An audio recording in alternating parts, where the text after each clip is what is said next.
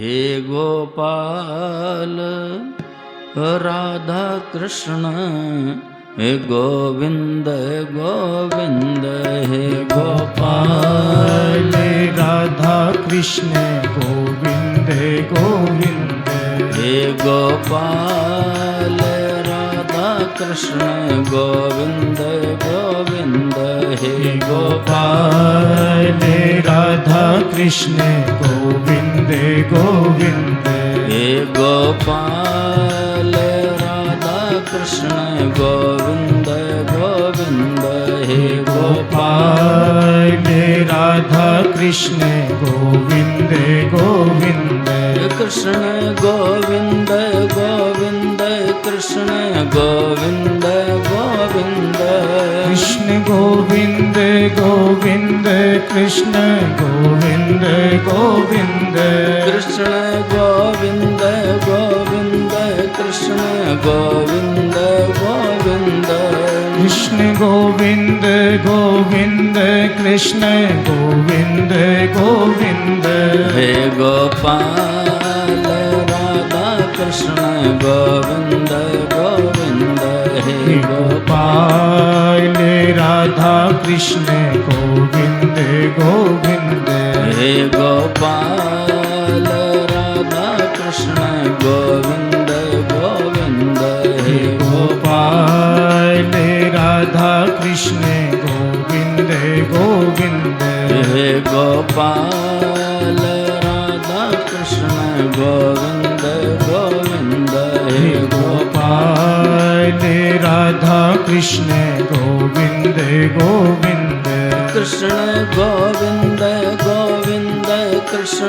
गोविंद गोविंद कृष्ण गोविंद गोविंद कृष्ण गोविंद गोविंद कृष्ण गोविंद गोविंद कृष्ण गोविंद गोविंद कृष्ण गोविंद गोविंद कृष्ण गोविंद गोविंद हे गोपाल राधा कृष्ण गोविंद गोविंद हे गोपाल राधा कृष्ण गोविंद गोविंद हे गोपाल राधा कृष्ण गोविंद गोविंद हे गोपाल राधा कृष्ण गोविंद गोविंद हे गोपाल राधा कृष्ण गोविंद गोविंद हे गोपाल राधा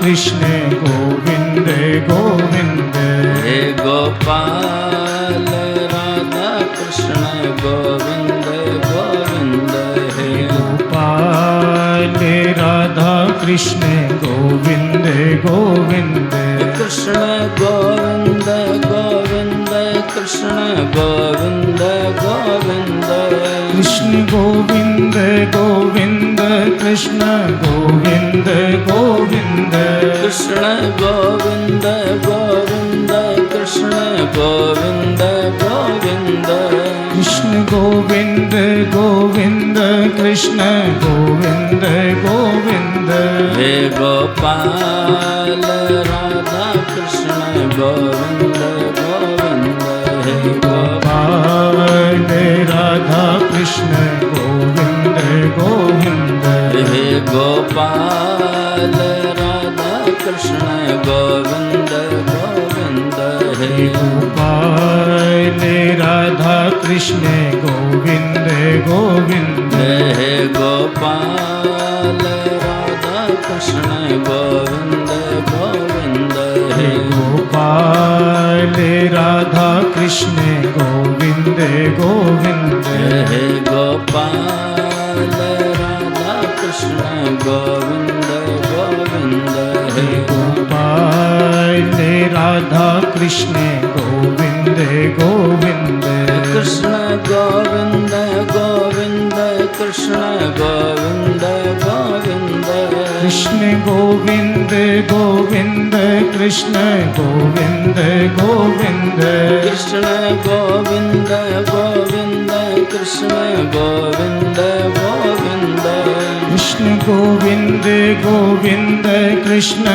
गोविंद गोविंद हे गोपाल राधा कृष्ण गोविंद गोविंद हे गोपाल राधा कृष्ण गोविंद गोविंद हे गोपाल राधा कृष्ण गोविंद गोविंद हे गोपाल राधा कृष्ण गोविंद गोविंद हे गोपाल राधा कृष्ण गोविंद गोविंद हे गोपाल राधा कृष्ण गोविंद गोविंद कृष्ण गोविंद गोविंद केशव गोविंद गोविंद कृष्ण गोविंद गोविंद केशव गोविंद गोविंद कृष्ण गोविंद गोविंद केशव गोविंद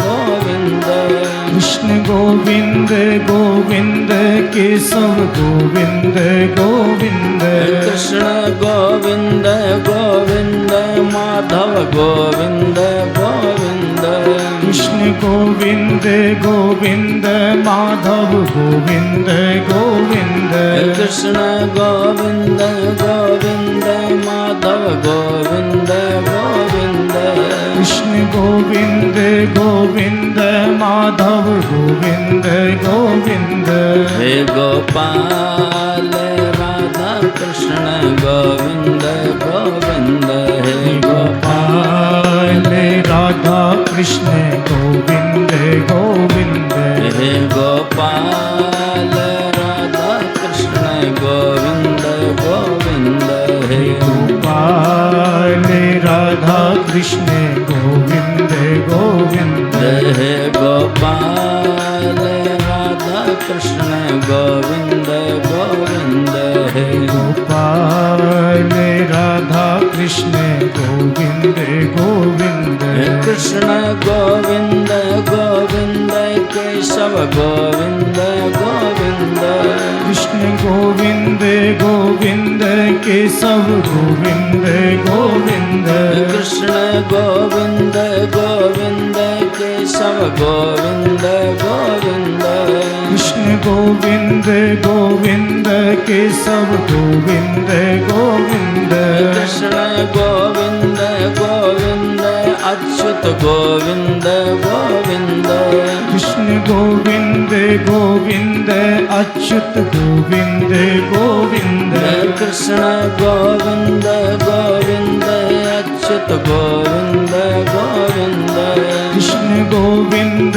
गोविंद अच्युत गोविंद गोविंद हे गोपाल राधा कृष्ण गोविंद गोविंद हे गोपाल राधा कृष्ण गोविंद गोविंद हे गोपाल राधा कृष्ण गोविंद गोविंद हे गोपाल राधा कृष्ण गोविंद गोविंद कृष्ण गोविंद गोविंद कृष्ण गोविंद गोविंद कृष्ण गोविंद गोविंद कृष्ण गोविंद गोविंद कृष्ण गोविंद गोविंद कृष्ण गोविंद गोविंद कृष्ण गोविंद गोविंद कृष्ण गोविंद गोविंद हे गोपाल राधा कृष्ण गोविंद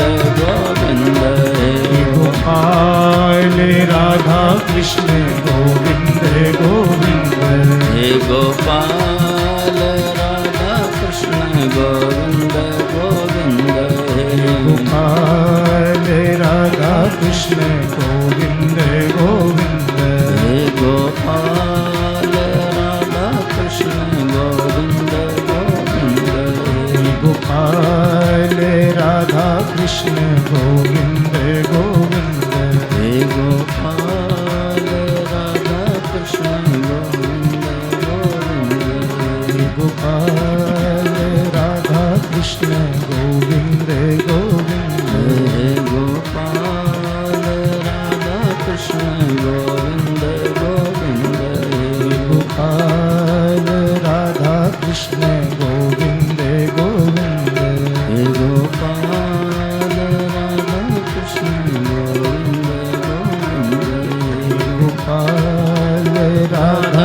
कृष्ण गोविंद गोविंद।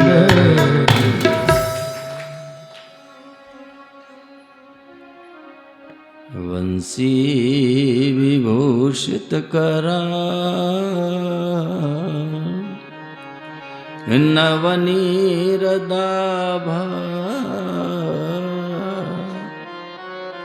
पीताम्बरादरुण बिम्बफलाधरोष्ठा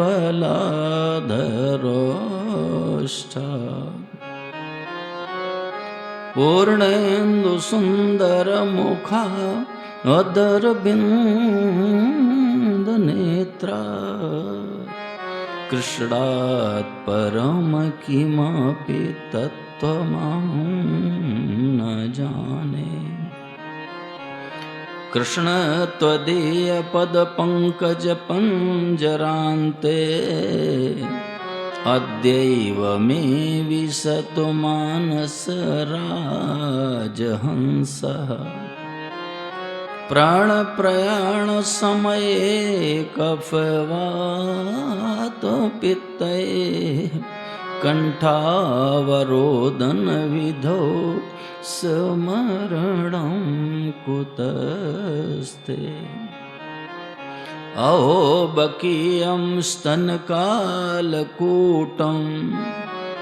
जिघांसया पाय यदाप्यसाद्वी। लेभे गतिं धात्र्युचितां ततोऽन्यं कं वा दयालुं शरणं व्रजेम। मनोजवं मारुततुल्यवेगं जितेन्द्रियं बुद्धिमतां वरिष्ठं। वातात्मजं वानरयूथमुख्यं श्रीरामदूतं शरणं प्रपद्ये। या देवी सर्वभूतेषु मातृरूपेण संस्थिता नमस्तस्यै नमस्तस्यै नमस्तस्यै नमो नमः। शंकरं शंकराचार्यं केशवं वादरायणं सूत्रभाष्यकृतौ वन्दे भगवन्तौ पुनः पुनः।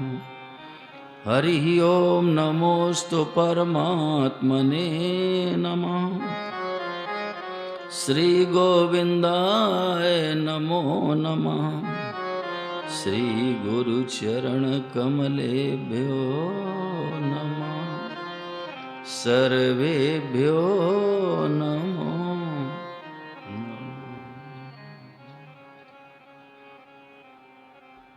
अब आप लोग शांत हो जाएं। मोबाइल जिनके पास है उनसे मेरा विशेष निवेदन है उसको बंद कर लें।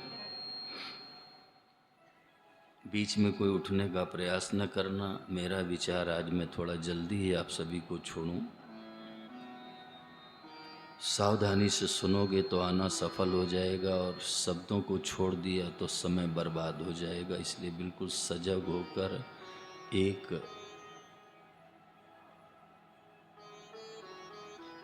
चित्त होकर ध्यान से सुनो।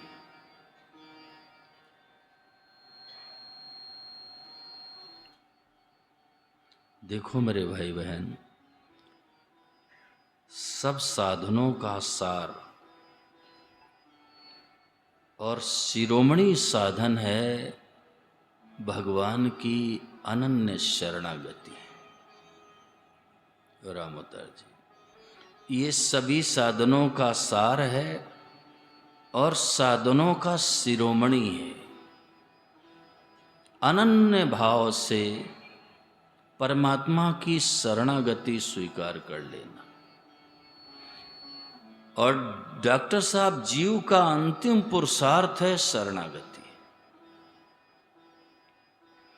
साधक को चाहिए कि भगवान की महिमा और उनके सहज कृपालु स्वभाव की तरफ दृष्टि रख करके अपने उत्साह में कमी ना आने दे सुनील बेटे, और अपने लक्ष्य से कभी निराश नहीं होना चाहिए।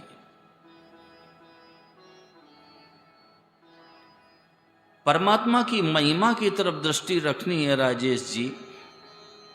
आज मुझे बड़े दुख के साथ में कहना पड़ रहा है डॉक्टर साहब, लोगों ने सभा में सुन लिया कि भगवान भगवान भगवान, लेकिन भगवान की महिमा क्या है?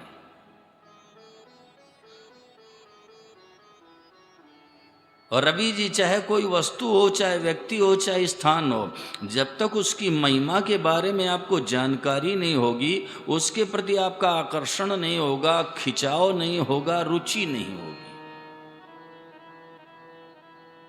तो परमात्मा की महिमा क्या है? एक बार फिर मैं करबद्ध निवेदन करता हूं, आप ध्यान दे के सुनो भगवान की महिमा क्या है। भगवान की महिमा है ज्ञानी राम जी की, भगवान हमारे हैं, हमारे में हैं, अभी है, एक ही है, अद्वितीय है, सर्वसमर्थ है, सर्वसुहृद है। ये जिसकी महिमा, उसी का नाम भगवान। परमात्मा हमारे हैं। अगर किसी को अपना कहा जा सकता है रामोतार जी, तो वो है केवल भगवान। और एक बात कह दो बंटी जी, अंतिम क्षण चल रहे हैं, कार्यक्रम का समापन होने जा रहा है। जो किसी भी चीज को अपना मानता है, संसार में जिसका कुछ भी अपना करके है, वो भगवान को कभी अपना नहीं कह सकता। दोबारा सुनो, जिसका संसार में अपना करके कुछ भी है, वो भगवान को अपना नहीं कह सकता है।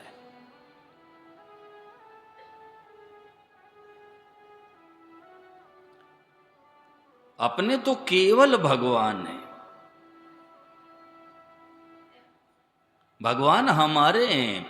अनंत ब्रह्मांड है, अनंत ब्रह्मांडों में अनंत चीजें हैं, लेकिन रवि जी अपनी रत्ती भर चीज नहीं है, अपने तो केवल भगवान है। परमात्मा हमारे हैं और हमारे में है। और हरिगोविंद जी अभी है और एक ही है, अद्वितीय है, सर्वसमर्थ है, सर्वसुहृद है। एक बात कहूं रामोतार जी, भगवान सर्वसुहृद हैं। राजेश जी, एक होता है मित्र और एक होता है सुहृद। जो भलाई के बदले भलाई कर दे, उपकार के बदले उपकार कर दे, माताओं बहनों, उसको कहते हैं मित्र। लेकिन जो अकारण हमारे ऊपर दया करे और अकारण हमसे प्रेम करे, उसको कहते हैं सुहृद। दोबारा सुनो, हंसराज, जो भलाई के बदले भलाई कर दे और उपकार के बदले उपकार कर दे, उसको कहते हैं मित्र। लेकिन जो अकारण हमारे ऊपर दया करे, बिना किसी कारण के, और अकारण हमसे प्रेम करे, उसको कहते हैं सुहृद। और याद रखना बिश्नोई जी, ऐसे केवल दो हैं। एक तो भगवान है, दूसरे भगवान के कृपा पात्र यानी भगवान के भक्त हैं। गोस्वामी जी ने चित्रण किया है। सुर नर मुनि सब के हरिते, सुर नर मुनि सब के यह रीति, स्वार्थ लागी करें सब प्रीते, स्वार्थ लागी करई सब प्रीति, स्वार्थ लागी करई सब प्रीति, स्वार्थ लागी करई सब प्रीति, सुर नर मुनि सब के अमरीति, सुर नर मुनि सब के यह रीति, स्वार्थ लागी करई सब प्रीति, स्वार्थ लागी करई सब प्रीति, हे तो रहित जग जुग उपकारी। हेतु रहित जग जुग उपकारी। तुम तुम्हारा सेवक असुरारी। तुम तुम्हारा सेवक असुरारी। तुम तुम्हारा सेवक असुरारी। तुम तुम्हारे सेवक असुरारी। तुम तुम्हार सेवक असुरारी। तुम तुम्हारे सेवक असुरारी। राजू केवल दो ऐसे हैं जो अकारण हमारे ऊपर दया करते हैं और अकारण हमसे प्रेम करते हैं। एक तो भगवान है राजकुमार, दूसरे भगवान की कृपा पात्र यानी भगवान के भक्त है। परमात्मा प्राणी मात्र के सुहृद हैं रामोतार जी। भगवान ने कहा ऐसा जो जान लेता है वो शांति को प्राप्त हो जाता है।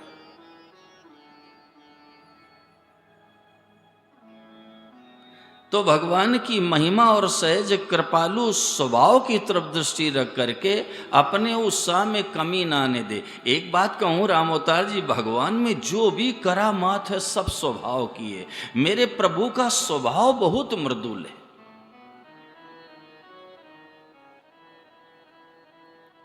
परमात्मा का स्वभाव बहुत मृदुल है। माताओं बहनों,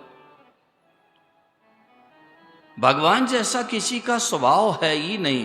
श्रीमद् भगवद गीता में भगवान ने कहा आपिचे सुदुराचारो भजते माम अनन्य भाग साधुर्यो सम्मंतव्या सम्यक व्यवस्थो ही सा। परमात्मा ने कहा दुराचारी से दुराचारी, यानी राजेश जी जिसने दुराचार करने में अंग और उपांग कोई बाकी नहीं रखा है ज्ञानी राम जी, ऐसा दुराचारी सुष्ट दुराचारी, उसके लिए मेरे गोविंद ने कहा वो भी अगर अनन्य भाव से और मेरा भजन करता तो साधुर्यो सम्मंतव्या, उसको साधु मान लो। यानी जिसने दुराचार करने में हंसराज जी अंग उपांग कोई बाकी नहीं रखा, ऐसा सुष्ट दुराचारी, उसके लिए भगवान ने कहा वो भी अगर अनन्य भक्त होकर मेरा भजन करता तो साधुर्यो सम्मंतव्या, उसको साधु मान लो। क्यों? भगवान से कोई प्रश्न करे रवि जी कि महाराज ये बताओ, इसने जिंदगी भर पाप किया, अन्याय किया, दुराचार किया, व्यभिचार किया, हिंसा की, डकैती डाली और अब भी ये पूर्व संस्कार बस कभी कभी पाप करता है, तो महाराज इसको साधु कैसे मान लूं? तो भगवान ने कहा सम्यक व्यवसितो ही सहा। अब उसने निर्णय कर लिया कि हे नाथ, आज से ये काम मैं दोबारा कभी नहीं करूंगा। तो गोस्वामी जी ने चित्रण कर दिया, जन अवगुण प्रभु मान न काओ। जन अवगुण प्रभु माने न काओ। जन अवगुण प्रभु मान न काओ। जन अवगुण प्रभु माने न काओ। दीन बंधुवते मृदुल स्वभाव। दीन बंधुवती मृदुल स्वभाव। दीन बंधुवते मृदुल स्वभाव। दीन बंधुवती मृदुल स्वभाव। जन अवगुण प्रभु मान न काओ। जन अवगुण प्रभु मान न काओ। दीन बंधुवती मृदुल स्वभाव। दीन बंधुवती मृदुल स्वभाव। रहती न प्रभु चित चूक किए। की। रहती न प्रभु चित चूक किए की। रहती न प्रभु चित चूक किए की। रहती न प्रभु चित चूक किए की।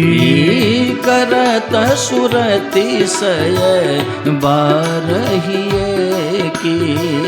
करत सुरति सय बारहिए की। करत सुरति सय बारहिए की। करत सुरति सय बारहिए। भगवान को याद ही नहीं था रहता रवि जी किसने पाप किया कि अन्याय किया कि दुराचार किया। करत सुरति सय बार ही कि प्यारे भगवान ये देखते हैं अब ये क्या चाहता है। करत सुरत सय बार ये की, यानी अब इसके हृदय में क्या भाव है, इसको भगवान 100 बार याद करते हैं। आप लोग ये हृदय से बात आज निकाल दो कि मैंने पाप किया, अन्याय किया, मैं भगवान की शरण में कैसे जाऊं, प्रभु मुझे कैसे अपनाएंगे। माताओं बहनों, भगवान का स्वभाव बहुत मृदुल है। डॉक्टर साहब, अगर अपने कर्मों की तरफ दृष्टि रखोगे तो याद रखना डॉक्टर साहब किसी जन्म में कल्याण नहीं होगा, किसी जन्म में।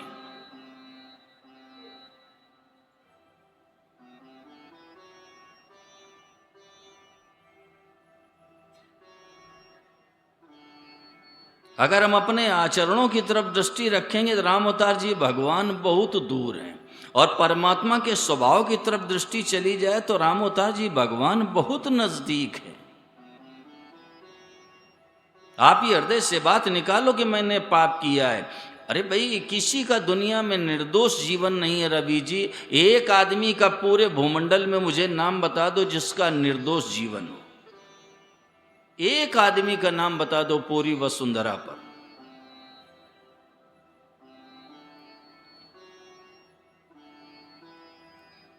जितने भी संत हुए, महात्मा हुए, धर्मात्मा हुए, महापुरुष हुए, माताओं बहनों, भगवान की कृपा से माफ करने से हुए हैं। एक भी आदमी का निर्दोष जीवन नहीं मिलेगा। परंतु मैं संदेश ये देना चाहता हूं कि अपने कर्मों की तरफ, आचरणों की तरफ दृष्टि मत डालो, भगवान के स्वभाव की तरफ दृष्टि डाल करके और बस सच्चे हृदय से उनके चरणों की शरणागति स्वीकार कर लो, उनके शरण में रहो। शरण में रहने का आशय क्या है राम अवतार जी, ध्यान देना, केवल उनका ही होकर रहना। शरणागति का मतलब है केवल उन्हीं के होकर रहना। हमारे ऋषिकेश की धरती पर झाड़ियों में एक संत रहते थे डॉक्टर साहब, जिनका नाम था श्रद्धेय श्री स्वयं ज्योति जी महाराज। और वो हमेशा कहा करते थे कि हम तो साधु मोड़ा हो गए, हम तो साधु मोड़ा हो गए, जरूरत नहीं थी, काम तो इतना ही था कि हे नाथ मैं तो आपका हूं। बस काम इतना ही था राजेश जी कि हे नाथ मैं तो आपका हूं।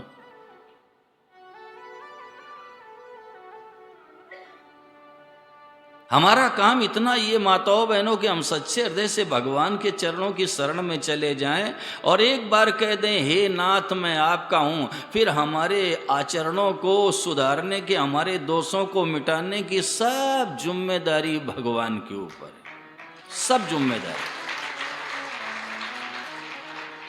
आप लोग व्यवहार में दृष्टि डाल के देख लो डॉक्टर साहब, जैसे कोई बच्चा है वो कीचड़ से सना हुआ है, बदन में भी कीचड़ है, कपड़ों में भी कीचड़ है। सुनील बेटे जरा विचार करो, वो बच्चा क्या ये सोचता कि पहले मैं नल के नीचे बैठ के स्नान कर लूं फिर माँ की गोद में चलूंगा? वो तो जैसा है वैसे जाके बैठेगा। ज्ञानी राम जी, जैसा है वैसे ही बैठेगा, क्योंकि उसके हृदय में एक ही बात रहती है। सानू बेटे ध्यान देना, उसके हृदय में एक ही बात रहती है कि मां की गोदी हमारी गोदी है। माँ की गोदी मेरी गोदी है। वो ये थोड़ा सोचेगा कि भाई हमारे कीचड़ लगा है, पहले स्नान कर लो, कपड़े साफ हो जाएं, बदन साफ हो जाए, तब माँ की गोद में जाऊंगा। नहीं, वो तो जाके सीधे माँ की गोद में बैठेगा। अब साड़ी की, कपड़ों की चिंता हो, परवाह हो तो माँ जाने, माँ का काम जाने। ऐसे हमारा आपका पुरुषार्थ है, यही जीव का पुरुषार्थ है रवि जी, कि हम जैसे हैं वैसे जाकर माँ की गोद में बस बैठ जाएं। काम इतना है। भगवान श्री राम ने तो यहां तक कह दिया है डॉक्टर साहब, शास्त्र कहता है कोटि विप्र बदला गई जाहो,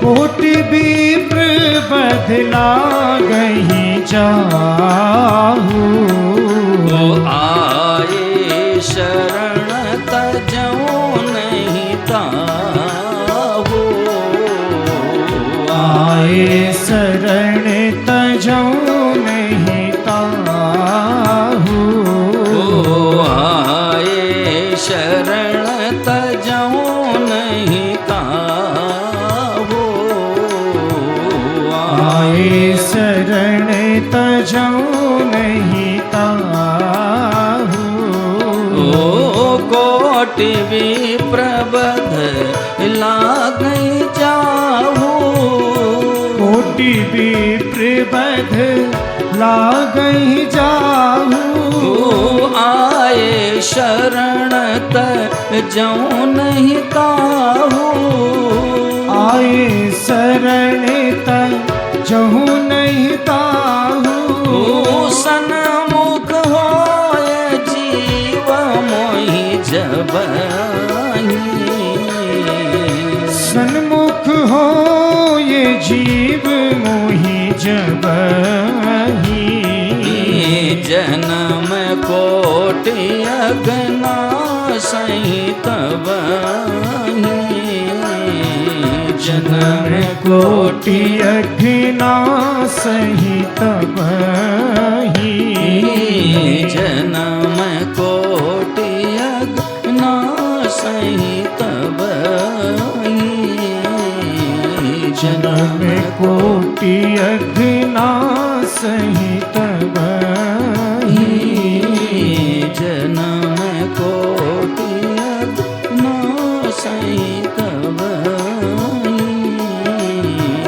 जन्म कोटि अघ्ना सहित बहि।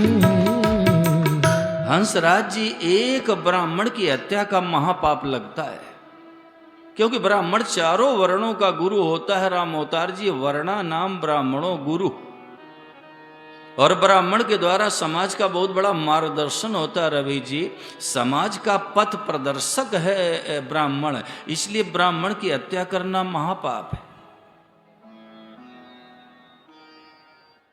श्रीमद् भागवत महापुराण में पराशरनंदन व्यास जी महाराज ने डॉक्टर साहब 5 महापाप बताए हैं। पहला, ब्राह्मण की हत्या करना महापाप है, और दूसरा, मदिरा पान करना महापाप है। सानो बेटे, ये जो शराब पीता है ना व्यक्ति, जो शराबी होता है वो बेटा महापापी होता है। शराब पीने वाला महापापी,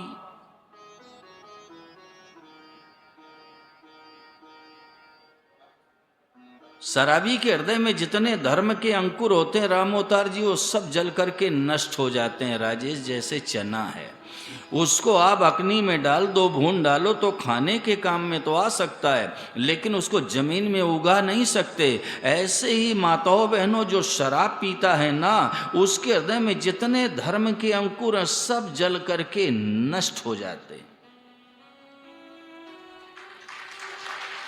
शराबी कभी ये नहीं सोच सकता है कि जिस पिता ने मुझे उंगली पकड़ के चलना सिखाया, जिसने कंधे पर बैठाकर घुमाया, जिसने अच्छे वस्त्र धारण कराए, जिसने अच्छा भोजन कराया, और जिस माँ ने 9 महीने गर्भ में रखकर ढोया, प्रसव की पीड़ा बर्दाश्त करके जन्म दिया, मल मूत्र साफ करके पालन पोषण किया, ऐसे माँ बाप की मुझे सेवा करनी है। वो तो जाएगा मदिरा पान करके और माता पिता से कहता कि तुमने मेरे लिए जिंदगी में क्या किया।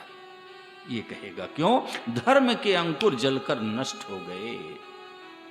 जितने धर्म के अंकुर थे सब वो रवि जी नष्ट हो जाते हैं। शराबी है ना, वो महापापी होता है, महापापी। अरे जिस देवी ने, जिस उसकी पत्नी ने अपना घर छोड़ दिया, परिवार छोड़ दिया, कुटुंब छोड़ दिया, माता पिता को छोड़ दिया, इतना बड़ा समुद्र लांग करके चरणों में आकर रह रही है, ऐसी पत्नी का तिरस्कार करता है, अपमान करता है, हाथ उठाता है। याद रखना शिवानी वालों, जो पत्नी के ऊपर हाथ उठाता है उसको भयंकर पाप लगेगा, भयंकर भयंकर पाप लगेगा। अरे ये गृहिणी है, ये माताएं बहनें वंदनीय है, पूजनीय है, इनके कारण आपके गृहस्थ की महिमा है। अगर ये गृहिणी न हो तो गृहस्थ की क्या महिमा है? राम अवतार जी, हमारे सदैव स्वामी जी हमेशा कहा करते थे, बंटी बेटे, कि अगर वृक्ष के नीचे चारपाई पड़ी है और गृहिणी है तो गृहस्थ है। हम लोगों के मठ हैं, आश्रम हैं, लेकिन कोई उनको घर नहीं कहता है। जहां गृहिणी होती उसको कहते हैं घर। और शास्त्र कहता धन्यो गृहस्थ आश्रमा, धन्य है ये गृहस्थ आश्रम। और ये चारों का माता पिता है, माताओं बहनों, इसी से ब्रह्मचारी निकला, इसी से गृहस्थ निकला, इसी से वानप्रस्थ निकला, इसी से सन्यासी निकला। चारों का माता पिता है डॉक्टर साहब गृहस्थ आश्रम। और एक बात कह दूं, चारों के पालन पोषण की जिम्मेदारी है गृहस्थ के ऊपर। कोई घर पर गरीब आ जाए, अनाथ आ जाए, भावग्रस्त आ जाए, दीन दुखी आ जाए, भूखा प्यासा आ जाए, साधु आ जाए, सन्यासी आ जाए, ब्रह्मचारी आ जाए, उसको भोजन कराओ।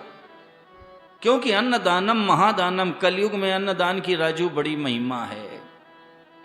अन्नदानम महादानम, लेकिन उससे बड़ा दान है विद्या दान, और उससे भी बड़ा दान है किसी को भगवान में लगा देना।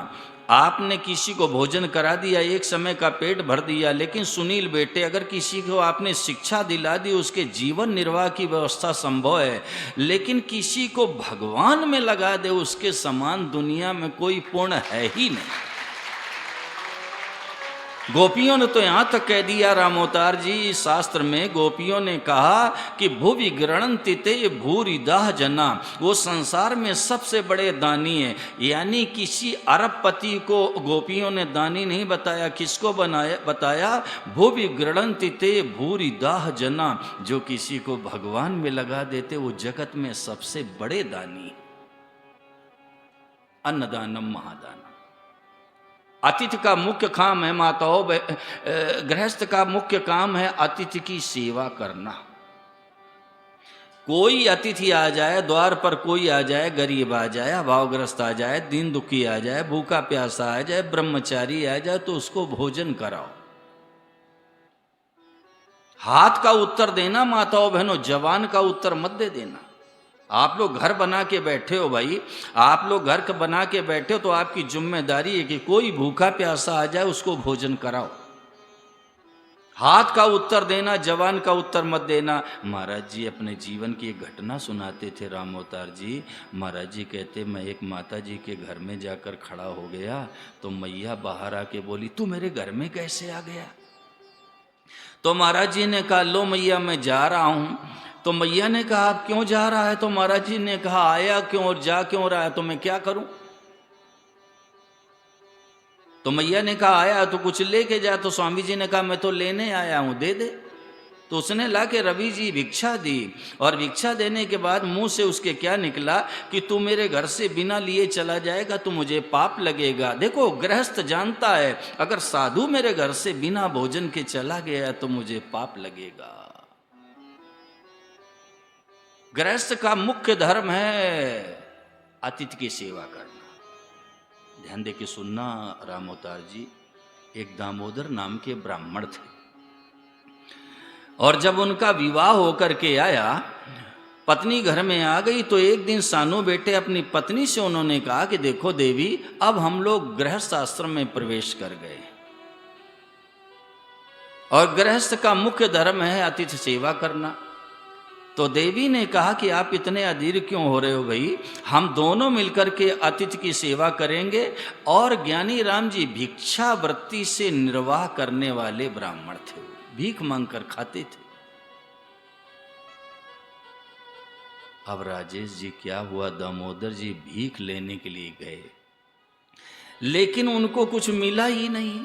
घर में आकर खड़े हो गए, देवी से बोले कि देवी आज तो कुछ मिला ही नहीं, और मुंह से निकला कि देवी हम दोनों तो भूखे रह लेंगे, लेकिन कोई गरीब आ गया, अचानक कोई ब्राह्मण आ गया, साधु आ गया, तो उसको भोजन कैसे कराएंगे।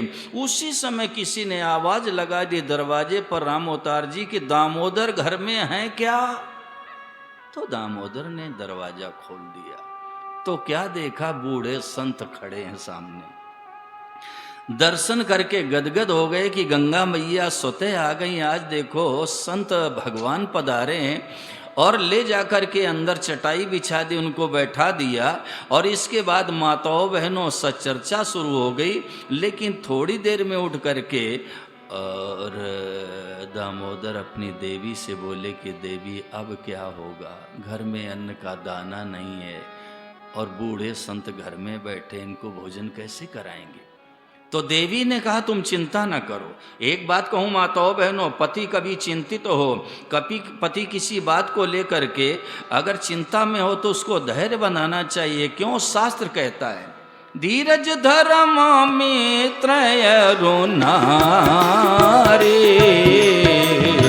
धीरज धर्म मित्र नारी, आपद काल परखी हैं चारे, आपद काल परखी हैं चारी, आपद काल परखी हैं चारे, आपद काल परखी हैं चारी, धीरज धर्म मित्र अरु नारी, धीरज धर्म मित्र अरु नारी, आपद काल पर रखी हैं चारी, आपद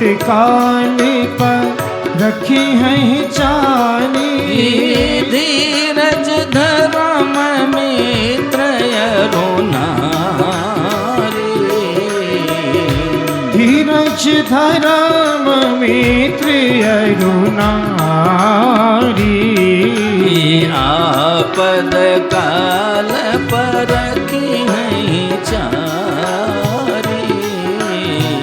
आपद काल पर रखी हैं चारी, आपद काल पर रखी हैं चारी, आपद काल पर रखी हैं चारी, आपद काल पर रखी हैं चारी, आपद काल पर रखी हैं चारी। थोड़ा भगवान नाम संकीर्तन करो।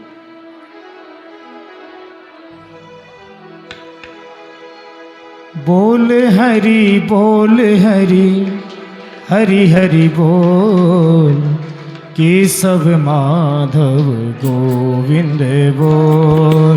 बोल हरि बोल हरि, हरि हरि बोल, केशव माधव गोविंद बोल। बोल हरि बोल हरि, हरि हरि बोल, केशव माधव गोविंद बोल। बोल हरि बोल हरि, हरि हरि बोल, केशव माधव गोविंद बोल। बोल हरि बोल हरि, हरि हरि बोल, केशव माधव गोविंद बोल। बोल हरि बोल हरि, हरि हरि बोल, केशव माधव गोविंद बोल। बोल हरि बोल हरि, हरि हरि बोल, केशव माधव गोविंद बोल, बोल हरि हरि हरि हरि बोल।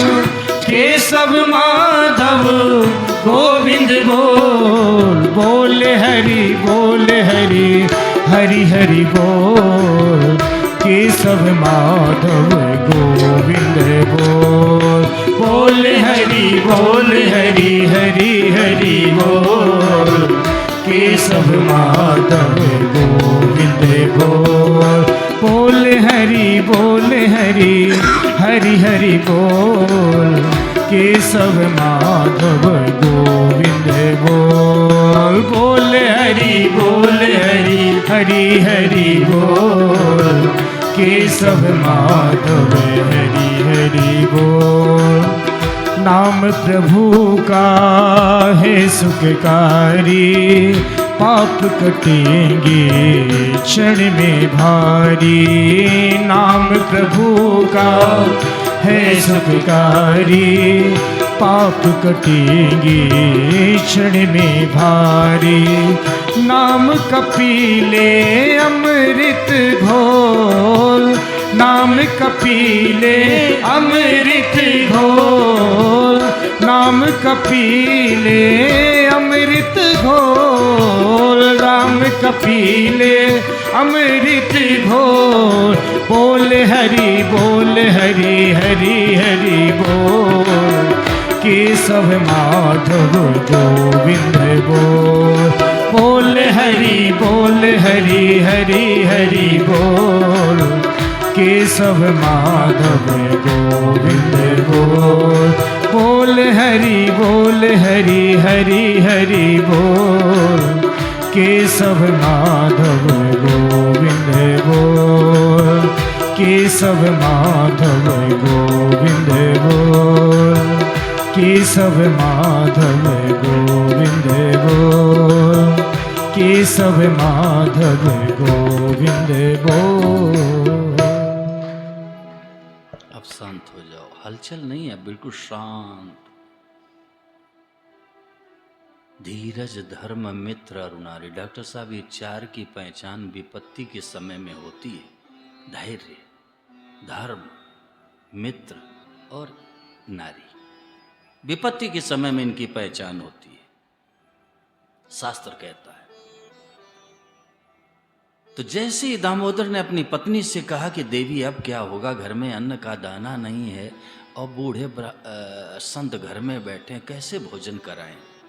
देवी ने कहा चिंता न करो। कहा चिंता न करूं तो क्या करूं, संत घर में बैठे, वृद्ध संत घर में, अन्न का दाना नहीं, कैसे भोजन कराएंगे। देवी ने कहा कैंची लेके आओ। दामोदर ने कहा कैंची क्या करोगी, कहा लेके आओ। और रवि जी, देवी के लंबे लंबे केस थे, बड़े बड़े बाल थे, तो दामोदर से कहा कि देखो इनको 20-20 से तुम काट लो और जाओ बाजार में बेच दो, पैसा मिल जाएगा और खाने की सामग्री ले आओ और मैं संत को भोजन करा दूंगी।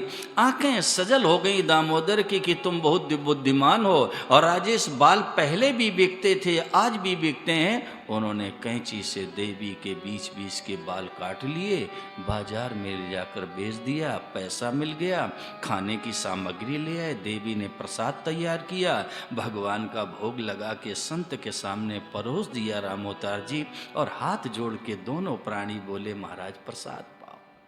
संत ने पूरा प्रसाद पा लिया हंसराज जी। इसके बाद चटाई बिछा दी, संत विश्राम करने लगे और विश्राम के बाद बोले कि देखो बूढ़ा शरीर है दामोदर, रात में कहाँ जाऊंगा और रात में ज़्यादा कुछ बनाने की जरूरत नहीं है, दाल चावल बना लेना। संत तो विश्राम करने लगे डॉक्टर साहब। अब देवी के पास पुनः गए, कहा देवी अब दाल चावल कैसे रात में बनेगा। तो कहा चिंता क्यों कर रहे हो। बोले चिंता ने क्या करूं तो क्या करूं भाई, जब चावल दाल है नहीं तो बनेगा कैसे। तो देवी ने कहा कि कैंची उठाओ, जितने केस ये बचे इनको भी काट डालो। रो दिया दामोदर ब्राह्मण ने, रो दिया। और हाथ में कैंची लेके कांपते हुए हाथों से बंटी बेटे पूरे सिर के बालों को काट डाला और ले जाकर के बाजार में बेच दिया। पैसा मिल गया, चावल दाल ले आए और देवी ने प्रसाद तैयार कर दिया, संत के सामने परोस दिया, निवेदन किया महाराज प्रसाद पाओ। संत फिर सब प्रसाद पा गए और चटाई पर विश्राम करने लगे। और जब संत को नींद आ गई हंसराज जी, तो दोनों प्राणी दामोदर और दामोदर की पत्नी भूखे इस संत के चरणों में लेट गए, भूखे। और जब दामोदर और दामोदर की पत्नी को नींद आ गई तो संत की नींद खुल गई और उठ करके बैठ गए। और उठकर बैठ गए, संकल्प शुरू कर दिया कि दामोदर का बढ़िया सुंदर सा भवन हो जाए, इनके घर में खूब धन हो जाए, संपन्नता हो जाए, इनके देवी के सुंदर से केस हो जाएं, इनके स्वास्थ्य बढ़िया हो जाएं। जैसा जैसा संत कहते गए वैसा वैसा होता गया। इसके बाद संत ने क्या किया कि राम अवतार जी धीरे से जंजीर को खोला और दरवाजा खोल करके बाहर निकल गए हरगोविंद सराब। और संत तो चले गए, लेकिन जब दामोदर और दामोदर की पत्नी की नींद भंग हुई और रवि संत के दर्शन घर में नहीं हुए तो विलाप करने लगे, मुझसे कौन सा ऐसा अपराध हो गया, बिना बताए संत मेरे घर से चले गए। लेकिन चारों तरफ दृष्टि गई तो वैभव ही वैभव था। आंखों से अश्रुपात होने लगा और मुंह से निकला कि मेरे घर में कोई साधारण संत नहीं आए थे, ये तो ठाकुर जी ही आए थे।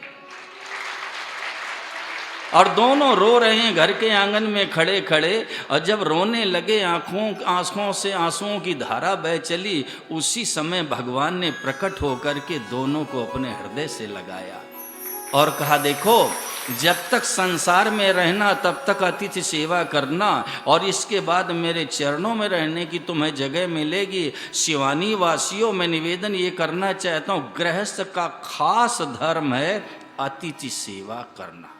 कोई गरीब आ जाए, अनाथ आ जाए, अभावग्रस्त आ जाए, दीन दुखी आ जाए, भूखा प्यासा आ जाए, उसको भोजन कराओ। धन्य हो गृहस्थ आश्रम। तो ये माताएं बहनें, इनके कारण ये घर की महिमा है। आप तो दौलत ला करके कमा के बंटी बेचे घर में रख देते हो, ये माताएं बहनें चाहें तो घर को तीर्थ बना दे और माताएं बहनें चाहें तो घर को नरक बना दे। ये गृहिणी है। तो मैं निवेदन ये कर रहा था कि जो पत्नी के ऊपर हाथ चलाता है, जो पत्नी का तिरस्कार करता है, अपमान करता है, याद रखना बंटी, उसको भयंकर पाप लगेगा। इच्छा मृत्यु के वरदानी पितामह भीष्म ने मरना स्वीकार कर लिया डॉक्टर साहब, लेकिन शिखंडी के ऊपर बाण नहीं चलाया, महाभारत कह रहा है। पूर्व जन्म में स्त्री था, लेकिन गंगानंदन के हृदय में मातृशक्ति के लिए कितना प्रबल भाव था कि ये मातृशक्ति और पूर्व जन्म में स्त्री होने के बाद भी बाण नहीं चलाया, मरना स्वीकार कर लिया। ये माताएं बहनें हैं, मैं इनको बार बार प्रणाम करता हूँ, नमन करता हूँ। ये वंदनीय हैं, पूजनीय हैं, इनका सम्मान करो, इनका आदर करो। अगर ये आपका घर ना संभाले तो बंटी बेटे घर बिगड़ जाएगा, याद रखना। और एक बात और कह दो, माताओं में बड़ी सहन शक्ति भी होती है। हाँ, क्षमा करना। कोई बहन है, कोई माँ है, वो विधवा हो जाए, वो तो अपने जीवन को काट लेगी किसी तरह से, लेकिन अगर पुरुष विधुर हो जाए तो उसको अपना जीवन काटना बड़ा मुश्किल होता है। राम अवतार जी, बड़ा मुश्किल होता है, मैंने जीवन में देखा है। माताएं तो अपने जीवन को काट लेंगी, अपने जीवन के समय को काट लेंगी किसी तरह से, भगवान का भजन करके, कीर्तन करके, प्रभु की तरफ चल करके, सत्संग आदि करके अपने जीवन को सज्जनों किसी तरह से व्यतीत कर लेती हैं। लेकिन अगर पुरुष विधुर हो जाए उसके लिए बड़ा मुश्किल होता है। तो मैं निवेदन ये कर रहा था कि मदिरा पान करना ये दूसरा महापाप है, और तीसरा गुरु पत्नी के साथ गमन यानी व्यभिचार करना ये महापाप है, और चौथा स्वर्ण आदि बहुमूल्य रत्नों की चोरी करना महापाप है, और रवि जी पांचवा विश्वासघात करना महापाप है। यानी एक ब्राह्मण की हत्या का महापाप लगता है, लेकिन राम जी ने क्या कहा, कोटि विप्रबध, करोड़ों ब्राह्मणों की हत्या करके कोई मेरे चरणों की शरण में आ जाए, और ज्ञानी राम जी एक बार कह दे हे नाथ आज से ये काम नहीं करूंगा, तो भगवान कहते हैं कि उसका भी मैं त्याग नहीं कर सकता। इतने लोग आप बैठे हो, कोई खड़े होके सच्चे हृदय से मुझे बताओ इतना बड़ा पाप किसी ने किया है क्या? बोलो। राम जी कह रहे हैं करोड़ों ब्राह्मणों की हत्या करके कोई मेरे चरणों की शरण में आ जाए उसका भी त्याग नहीं कर सकता। कारण क्या है, सन्मुख हो ये जियो मोहि जब ही, तो जन्म कोटि अगनासई तब ही। ये जितने भी पाप और ताप हैं राजेश जी, ये सब भगवान की विमुखता पर टिके हैं। जैसे ये जीव भगवान के सन्मुख होगा, इसके करोड़ों जन्मों के पाप स्वतः नष्ट हो जाएं, करने नहीं पड़ेंगे।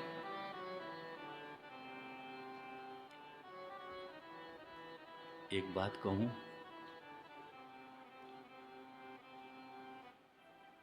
तालाब के किनारे कभी धोबी को कपड़े धोते हुए बंटी देखा आपने? नहीं देखा होगा, अब तो पद्धति ही नहीं है। पहले कपड़े धोते थे राजू तालाब के किनारे, ठीक है ना? ध्यान से सुनिए आप। पहले घरों में आते थे और ये कपड़े ले जाते थे, गिनती करके दे दिए जाते थे और धो करके वापस लाते थे, तो फिर गिनती कर ली जाती थी। राजेश जी ऐसी प्रथा थी हमारे राष्ट्र में, हमारे देश में। आजकल तो हमारे राष्ट्र की आर्थिक प्रगति हो गई है, अब तो कपड़े की धुलाई वाली मशीन रानी घर में आ गई हैं। अब क्या है, तो आनंद ही है, माताओं को भी आनंद है। और इतना ही नहीं, पहले की माताएं जो यहाँ बैठी ज़्यादा उम्र की, बेचारी चूल्हा फूकते फूकते आंखें चली गईं, लेकिन मोदी जी ने घर घर में सिलेंडर कर दिया, घर घर में, घर घर में। अब तो क्या है, गैस खोलो, हो गया काम। पहले देखो जो वृद्ध माताएं बैठी, पूछो इनसे।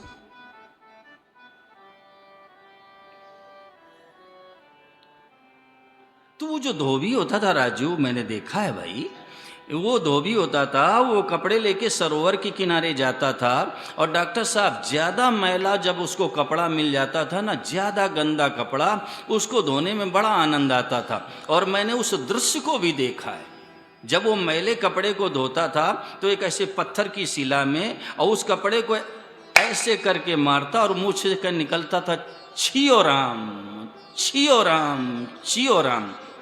तो मैं निवेदन ये करना चाहता हूँ माताओं बहनों, जैसे ज़्यादा मैले कपड़े को धोबी को धोने में आनंद आता है ना, वैसे ज़्यादा पापी को निर्मल करने में मेरे कन्हैया को मजा आता है। हाँ, ज़्यादा मैला कपड़ा मिल गया तो गदगद हो गया कि आज आनंद आएगा कपड़ा धोने में। क्यों? उसका काम ही है मल को साफ करना। ध्यान दो राम अवतार जी, उसका काम है मल को यानी गंदगी को साफ करना। ऐसे मेरे ठाकुर जी का स्वभाव है कि जो उनके चरणों की शरण में चला जाता सानू बेटे, तो फिर गंदगी को वो दूर कर देते हैं। ये लो, हमारा पुरुषार्थ इतना ही है कि हम उनके चरणों की शरण में जा कर के बैठ जाएं। और राम अवतार जी इस सूत्र को अपने जीवन में उतारो। जीव का पुरुषार्थ यही है कि वो निश्चिंत, निर्भय, निशंक और निशोक होकर के भगवान के चरणों में बस पड़ जाए। काहू के बल भजन को और काहू के आचार, और व्यास भरोसे कुंवर के सोवत पांव पसार।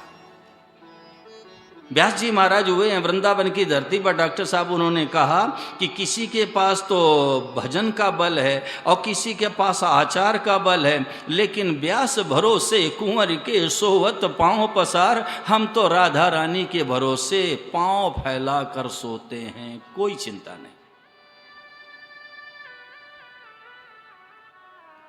जो परमात्मा के चरणों की शरण में चला जाता है ना, मैं सच कहता हूं वो निश्चिंत हो जाएगा, निर्भय हो जाएगा, निशंक हो जाएगा, निशोक हो जाएगा।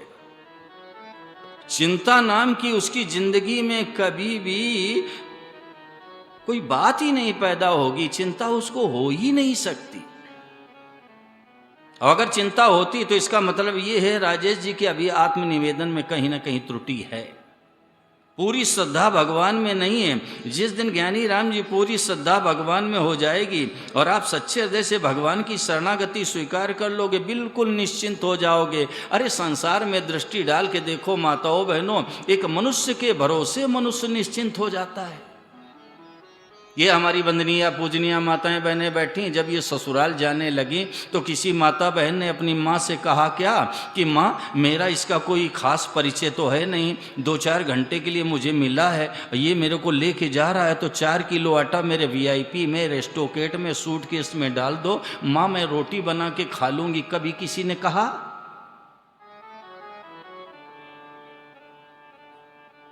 अरे एक मनुष्य के भरोसे हंसराज निश्चिंत हो गए कि भाई जो ले जा रहा है वो सारी व्यवस्था करेगा। और अगर कहीं ठाकुर जी के चरणों की शरण में चले जाएं, आहा, ये चिंता भय शोक जलन अशांति इनकी जड़ कट जाएगी, निश्चिंत हो जाएगा। संतों से मैंने सुना है, राम अवतार जी कहो तो मैं सुनाऊं, संतों से सुना है। महाभारत युद्ध अपनी चरम सीमा पर था डॉक्टर साहब, चरम सीमा पर महाभारत युद्ध, हरियाणा की धरती, कुरुक्षेत्र का मैदान, और कौरवों की सेना का विनाश हो रहा था राजू। तो वो व्याकुल हो गया दुर्योधन, और व्याकुल होकर उसने पितामह भीष्म के सामने जाकर कह दिया कि पितामह आप पक्षपात करके युद्ध कर रहे हो,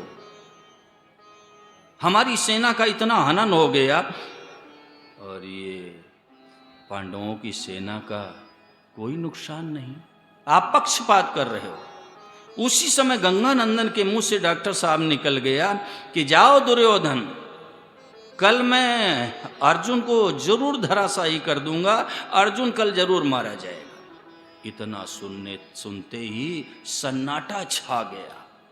अरे भाई गंगानंदन की प्रतिज्ञा, और कौरवों ने सोचा अब अर्जुन का वध कल जरूर हो जाएगा, क्योंकि गंगानंदन की प्रतिज्ञा है और इसको टाला नहीं जा सकता, अर्जुन का वध हो जाएगा। अर्जुन का वध हो गया तो महाभारत युद्ध का औचित्य समाप्त हो गया। उस समय धर्म युद्ध होता था रवि, सब वीर अपने अपने शिविरों में जा कर के बैठ गए, तो कौरवों की जो सेना थी वो अपने अपने शिविरों में जा कर के और खूब प्रसन्न मुद्रा में बैठे थे कि कल अर्जुन मारा जाएगा, लेकिन पांडवों के शिविरों में शोक छाया था। और मेरे कन्हैया की क्या दशा हुई, अपने शिविर में गए और आगे से पीछे, पीछे से आगे, आगे से पीछे पूरे शिविर में चक्कर लगा रहे थे और विचार कर रहे थे कि मैं अपने प्यारे अर्जुन को कैसे बचाऊं। गंगानंदन ने प्रतिज्ञा की है और इन्हें ये जगह अर्जुन का वध कल जरूर हो जाएगा। और गंगानंदन ने एक बात और दुर्योधन से कह दी कि दुर्योधन आज मैं अर्धरात्रि में एक विशेष अनुष्ठान में बैठूंगा, अपनी देवी को पत्नी को आशीर्वाद लेने के लिए भेज देना। कन्हैया पूरे अपने कक्ष में चक्कर लगा रहे हैं, पसीने से तरबतर हो गए राजकुमार, पूरा ये पीतांबर गीला हो गया। उसी समय मेरे गोविंद के मन में आया कि जरा अर्जुन को देखूं, अर्जुन इस समय क्या कर रहा है। और डॉक्टर साहब जैसे मेरे केशव अर्जुन के कक्ष के पास में गए और कान लगाया तो अर्जुन खर्राटे मार के सो रहा था। बड़ा आश्चर्य हुआ कि पितामह भीष्म ने प्रतिज्ञा की है कि मैं कल अर्जुन का वध कर दूंगा, और ये तो इतने निश्चिंत होकर के सो रहा है चैन से। हाथ मार दिया दरवाजे में, और जैसे दस्तक दी तो कुंती कुमार ने दरवाजा खोला, और जैसे दरवाजा हंसराज जी खोला तो सामने केशव के दर्शन हुए। कहा गोविंद इतनी रात में क्या बात है? कहा अर्जुन तुमने पितामह की प्रतिज्ञा को नहीं सुना है क्या? कहा सुना है। क्या सुना है? कल मेरा वध कर देंगे। और जैसे कहा कि ये सुना कि कल मेरा वध कर देंगे, तो गोविंद ने पूछा कि जरा अर्जुन ये बताओ, जब तुमने पितामह की प्रतिज्ञा को सुना है और उसको टाला भी नहीं जा सकता है, और तुम इतने चैन से सो रहे हो, क्या बात है? और जैसे मेरे केशों ने कहा कि जरा ये बताओ अर्जुन, इतने चैन से तुम क्यों सो रहे हो? अब जब कल तेरा वध होने जा रहा है, पितामह की प्रतिज्ञा को टाला नहीं जा सकता है अर्जुन, अब तुम इतने चैन से कैसे सो रहे हो? आंखों से आंसू छलक गए कुंती कुमार के और मुंह से निकला कि सुनो श्याम सुंदर, मैं तो इसलिए चैन से सो रहा हूं कि जो मुझे बचाने वाला वो बेचैन होके जागा, इसलिए मैं सो रहा हूं। जाको रखे साइया मार सके न कोई, और बाल न बांका कर सके चाहे जग बैरी हो। राम अवतार जी, मेरे केशव को अर्जुन से बहुत प्रेम है, प्यारे बहुत प्रेम है, और अर्जुन की कदम कदम पर मेरे गोविंद ने रक्षा की है, कदम कदम पर। आप जरा विचार करो, सत्संग की रोशनी में इच्छा मृत्यु के वरदानी पितामह भीष्म से अर्जुन को कौन बचा सकता था? अर्जुन को हृदय से लगा लिया गोविंद ने, दोनों के नेत्रों से अश्रुपात हो गया, भक्त और भगवान दोनों के नेत्र गीले हो गए। अर्जुन को तो वहीं छोड़ दिया। अब भगवान ने क्या किया कि आगे बढ़ करके द्रौपदी के दरवाजे में दस्तक दे दी। पांचाली ने दरवाजा खोल दिया और कहा कि सो इतनी रात्रि में, अर्धरात्रि में कैसे, क्या बात हुई? कहा सुनो द्रौपदी, अभी मेरे साथ चलो। कहाँ चलें? बोले पितामह भीष्म के शिविर में चलना है। आधी रात में? बोले हाँ। बोले जल्दी करो। और जैसे कहा जल्दी करो तो द्रौपदी केशव के साथ में चल पड़ी। आगे आगे द्रौपदी चल रही है, पीछे पीछे श्याम सुंदर चल रहे हैं। और डॉक्टर साहब, मैंने संतों के श्री मुख से सुना है कि देवी जो द्रौपदी थी ना, वो पंजाबी जूती अपने पाँव में पहने थी, और बंटी जब पैर रखती थी जमीन में तो आवाज़ आ रही थी। तो गोविंद ने सोचा कि अगर ये आहट किसी ने सुन लिया तो सारा राज खुल जाएगा। तो देवी से कहा कि सुनो सुनो द्रौपदी। कहा हाँ श्याम सुंदर। कहा ये पांव की जूतियां मुझे दे दो, ये अपने पांव की जूतियां मुझे दे दो। और जैसे कहा ये पांव की जूतियां मुझे दे दो, पांचाली ने रो दिया। कहा श्याम सुंदर ये क्या कह रहे हो, मैं अपने पांव की जूतियां तुम्हें दे दूं? कहा देवी सोचने का समय नहीं है, जल्दी करो। तो देवी ने रोते हुए दोनों जूतियों को उतारा डॉक्टर साहब और मेरे केशव के हाथ में दे दिया। और मेरे कन्हैया ने क्या किया, पीतांबर में लपेट करके कांख में दबा दिया। कौन ऐसा जगत में होगा भक्त की कदम कदम पर रक्षा करने वाला? और कहा जल्दी चलो। और जिस समय पितामह भीष्म के शिविर के पास पहुंचे, 15-20 कदम दूरी पर केशव खड़े हो गए और कहा द्रौपदी जाओ जाकर के प्रणाम करो पितामह को। तो देवी ने क्या किया, आगे जाकर घुटने टेके और जमीन में सिर रखा करके और मुंह से निकल गया कि पितामह के श्री चरणों में मैं प्रणाम करती हूँ। उसी समय गंगा नंदन की दृष्टि ऊपर तो गई नहीं, मुंह से निकल गया कि देवी सौभाग्यवती भव। और जैसे कहा सौभाग्यवती भव, वैसे द्रौपदी के मुंह से निकला कि सुनो पितामह, 5 पतियों के जीवन की जिम्मेदारी आपके ऊपर है। अब गंगा नंदन का सिर ऊपर गया और जैसे द्रौपदी को देखा आक्रोश में आ गए। बोले तू मेरे शिविर में कैसे आ गई रात्रि में? हाथ जोड़ करके द्रौपदी ने कहा कि पितामह मैं अकेले नहीं आई हूँ। तो पितामह ने कहा कि द्रौपदी जरा बताओ छलिया कहाँ है? भगवान श्री कृष्ण 15-20 कदम की दूरी पर खड़े थे और आगे बढ़कर गंगा नंदन ने और विचार किया कि देखो किस तरह से इन्होंने और लीला की है माई बार प्रणाम करने का प्रयास किया। तो भगवान श्री कृष्ण ने पितामह को दोनों बाहें फैला करके उठाने का यत्न किया तो पाँव वो जो पैर की जूतियां थी द्रौपदी की वो जमीन में गिर गई। और जैसे ही गंगा नंदन ने देखा वैसे नेत्र सजल हो गए और विचार करने लगे कि श्याम सुंदर धन्य है आपकी भक्त वत्सलता, अपने भक्त की रक्षा के लिए और देवी के चरणों की जूतियों को कांख में दबाकर घूम रहे हो। ये है भगवान की भक्त वत्सलता। जो भगवान की शरण में चला जाता है माई बाप, वो निश्चिंत हो जाएगा, निर्भय हो जाएगा, निस्संक हो जाएगा, निस्शोक हो जाएगा। इसीलिए भावुकों ने कहा है सदा रहो अल मस्त राम की धुन में हो जा मतवाला। सदा रहो अल मस्त राम की धुन में हो जा मतवाला। सदा रहो अल मस्त राम की धुन में हो जा मतवाला।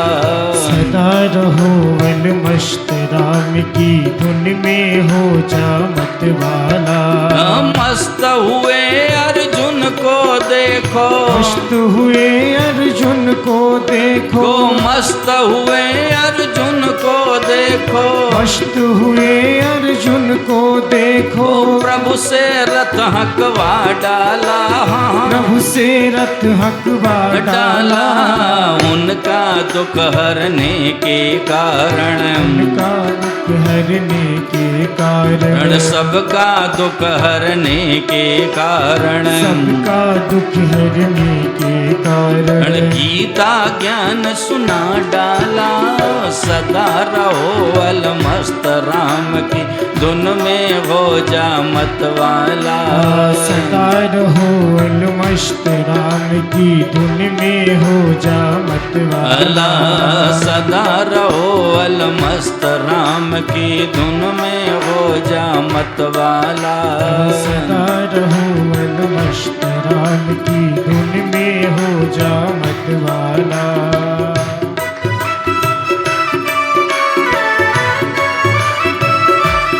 हमेशा निश्चिंत रहो, भगवान से कह दो हे नाथ मैं तो आपका हूँ, बस।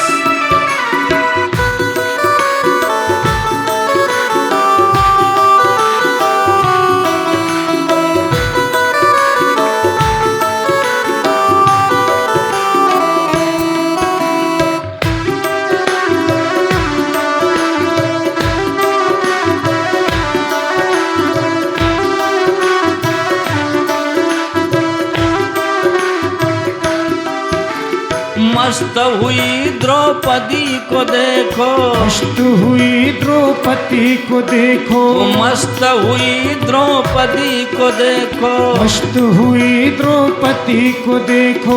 चीर में श्याम रमा डाला, चीर में श्याम रमा डाला। उनका दुख हरने के कारण, उनका दुख हरने के कारण, उनका दुख हरने के कारण, उनका दुख हरने के कारण, वस्त्र का ढेर लगा डाला। सदा रहो अल मस्त राम धुन में हो जा मतवाला। सदा रहो अल मस्त राम की धुन में हो जा मतवाला।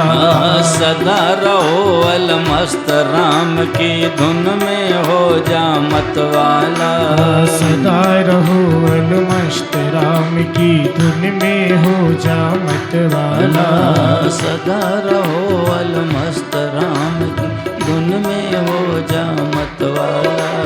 सदा रहो अल मस्त राम की धुन में हो जा मतवाला। एक बात कहूँ हंसराज जी, भगवान की शरण होने वाले के समान कोई दुनिया में संत ही नहीं है। और इतना ही नहीं हंसराज, जो भगवान की शरण में चला जाता उसमें भगवान का अवतार हो जाता है। जो भगवान की शरण चला जाता उसमें भगवान का डॉक्टर साहब अवतार हो जाता है। कैसे?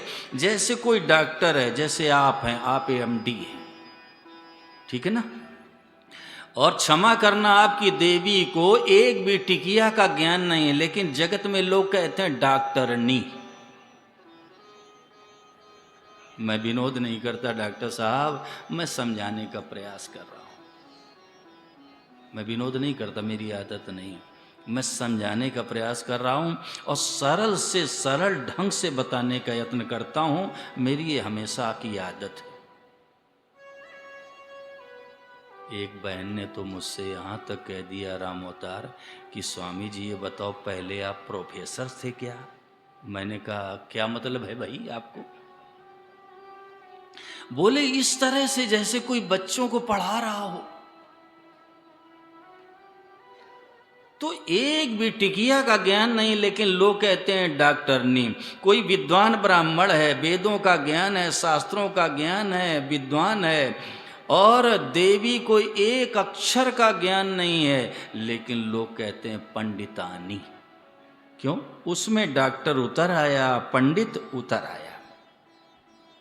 ऐसे जो भगवान की शरण में चला जाता माताओं बहनों, उसमें भगवान का अवतार हो जाता है। इसलिए परमात्मा की शरण होने के समान कोई संत राम अवतार जी है ही नहीं। और एक बात कहूं, ये जो शरणागति है ना, ये राम अवतार जी भाव है, कर्म नहीं है। कर्म और भाव में ये भेद होता है सुनील बेटे, कि कर्म भविष्य में फल देता है, लेकिन भाव वर्तमान में फल देता है। कर्म संगठन के माध्यम से होता है, लेकिन भाव करता स्वतंत्रता पूर्वक भाव कर सकता है। इसलिए जो शरणागति है ये कर्म नहीं है बंटी बेटे, भाव है। और शरणागति में सबसे पहले माताओं बहनों अहंता बदलती। अहंता यानी मैं पना। और साफ करूं क्या डॉक्टर साहब इसको, और स्पष्ट करूं? शरणागति में सबसे पहले अहंता बदलती है। कैसे? मैं केवल भगवान का ही हूं और केवल भगवान ही मेरे अपने, ये सबसे पहले परिवर्तित हो जाता है। मैं स्त्री नहीं हूं, पुरुष नहीं हूं, ब्राह्मण क्षत्रिय वैश्य शूद्र नहीं हूं, मैं ब्रह्मचारी गृहस्थ वानप्रस्थ सन्यासी नहीं, मैं तो भगवान का हूं। एक बात कहूं बंटी, मान लोगे ना? मान लोगे? मैं कुछ नहीं आपसे चाहता, केवल मेरी बात मान लो। क्या? जैसे लड़की होती है बंटी, पहले माता पिता की होती, ध्यान देना, लेकिन जब उसका विवाह हो जाता तो माँ बाप की नहीं रहती, ससुराल की हो जाती है।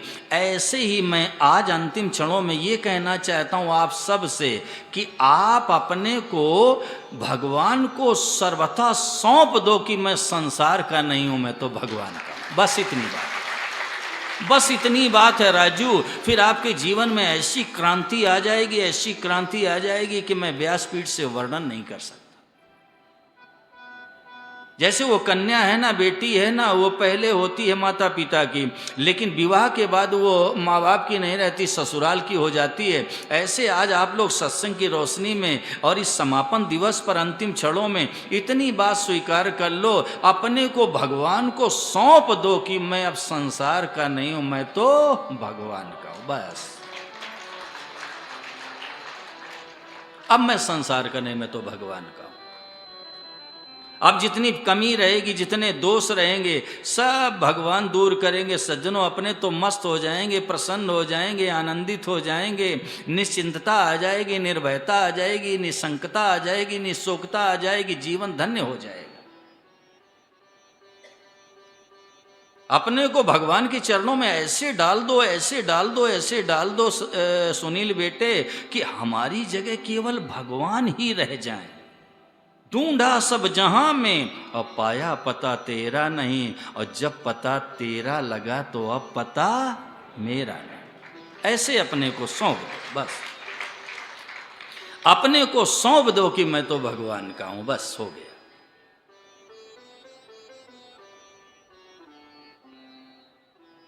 लड़की जब ससुराल की हो जाती है माताओं बहनों, उसको सिखाना नहीं पड़ता है कि ससुराल में कैसे रहना है, न कहीं कोचिंग करने के लिए जाती है, सारा व्यवहार वो करने लगती है। ऐसे जब हम अपने को भगवान को सौंप देंगे तो डॉक्टर साहब जिंदगी में भजन नहीं करना पड़ेगा प्यारे, भजन करना नहीं पड़ेगा, भजन स्वतः होगा। सौंप दो, बस सौंप दो। आज पता चल गया कि ओहो हम तो भगवान के हैं। आज पता चल गया कि हम तो भगवान के हैं। अरे भाई भगवान के तो हम ही हैं राम अवतार जी। माने तो न माने तो, जाने तो न जाने तो, स्वीकार करें तो न करें तो, भगवान के तो हैं रवि। लेकिन प्यारे अगर स्वीकार कर लोगे तो दुखों से छूट जाओगे, और नहीं स्वीकार करोगे तो अशांति रहेगी, जलन रहेगी, दुख रहेगा, पीड़ा रहेगी। भगवान के तो हैं ही, भगवान भी मना नहीं कर सकते। तो मैं संदेश ही देना चाहता हूं भगवान की शरण। परमात्मा ने आज्ञा दी है राम अवतार जी गीता जी के 18वें अध्याय के 66वें श्लोक में भगवान ने कहा, सर्वधर्मान परित्यज्य माम एकम शरणम व्रज अहम तो सर्व पापेभ्यो मोक्षयिष्यामि मा शुचा। ये आज्ञा है भगवान की। भगवान ने हंसराज कहा कि अर्जुन, तुम सभी धर्मों का आश्रय छोड़कर मेरे चरणों का आश्रय ले लो। अब इसमें एक रहस्य की बात छुपी है, मैं सामने हंसराज रख रहा हूं। वहां धर्म शब्द है वो कर्तव्य कर्म का वाचक है। कई लोगों के हृदय में ये भाव रहता है कि मैं इतना जप करता हूं, तप करता हूं, कीर्तन करता हूं, साधन करता हूं, मुझे भगवान मिल जाएंगे। अरे भाई, अनमोल भगवान मूल्य से कैसे मिलेंगे? मूल्य से वो चीज मिलती है हरि गोविंद जी जो मूल्य से कम मूल्य की होती, जैसे ये घड़ी है। अगर ये हमें 500 रुपए में मिली है बंटी बेटे, तो बिल्कुल सीधी बात है, इसकी कीमत 500 रुपए से कम है, व्यापारी ने लाभ लिया है, 500 में कैसे दे देगा? तो मूल्य से बेटा वो चीज मिलती है जो मूल्य से कम मूल्य की होती है, और भगवान किसी से कम है नहीं। उनको आप मूल्य से नहीं खरीद सकते, उनको आप मूल्य से नहीं खरीद सकते। राम अवतार जी, बहुत बढ़िया बात ठाकुर जी ने अभी भेजी है। कहूँ, आप उनको मूल्य से नहीं खरीद सकते हो, उनको तो खरीद सकते हो, माई बाप वश में कर सकते हो कि अपने को ही सौंप दो, फिर वो वश में हो जाते हैं। मूल्य से नहीं मिलते भगवान। लेकिन इसका मतलब ये नहीं है कि आप नाम जप बंद कर दो, कीर्तन करना बंद कर दो, भगवान का चिंतन ध्यान बंद कर दो। नहीं, साधन तो करना है माई बाप, पूरी ताकत लगा के करना। क्यों? भगवान ने गीता जी में कहा, निमित्त मात्रम भव सव्यसाचिन। अर्जुन का एक नाम सव्यसाची है डॉक्टर साहब, और सव्यसाची इसलिए भगवान ने नाम वहाँ लिया कि अर्जुन के अंदर एक योग्यता थी, जितनी गति से आगे उतनी गति से पीछे, उतनी गति से दाएं उतनी गति से बाएं, और दोनों हाथ से कुंती कुमार बाण चलाना जानते थे। तो भगवान ने कहा, अर्जुन तुम अपनी पूरी ताकत लगा दो, बचा के मत रखना। ये कहने का आशय है। सव्यसाची कह के भगवान ये संदेश दे रहे हैं साधक को कि देखो, तुम अपनी पूरी शक्ति लगा दो, उसको बचा के मत रखना।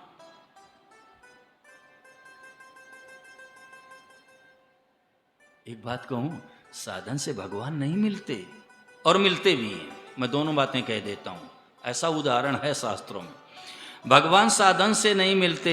साधन करते करते साधक के जीवन में जब साधन का अभिमान गल जाता है सुनील बेटे, और अपने में निर्बलता का अनुभव हो जाता है, और परमात्मा की सर्वसमर्थता का विश्वास उसके हृदय में समाहित हो जाता है, तो भगवान की कृपा से साधक का उद्धार होता है। क्यों? ये कृपा साध्य है, पुरुषार्थ साध्य नहीं है। लेकिन साधन करने में पीछे मत रहना हंसराज जी। क्यों? भगवान ने कहा, निमित्त मात्रम भव सव्यसाचिन, पूरी शक्ति लगा के साधन करो।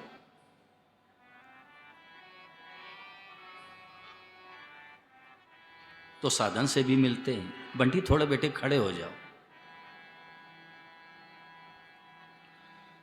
जैसे किसी के खेत में कोई व्यक्ति काम करने जाए तो उसको पैसा कौन देगा? है? तो सुबह जाओ किसी खेत में, रात तक काम करो, भला दे दे पैसा। मालिक तब देगा जब वो उसकी आज्ञा का पालन करोगे, ठीक है ना? मालिक तब देगा जब उसकी आज्ञा का पालन करोगे। नहीं, चले जाओ किसी खेत में सुबह से और रात तक हंसराज लगे रहो, देखे मालिक पैसा दे दे, उसकी आज्ञा का पालन करोगे तब पैसा देगा। ऐसी भगवान की आज्ञा का पालन करो तो कल्याण हो जाएगा। आज्ञा का पालन,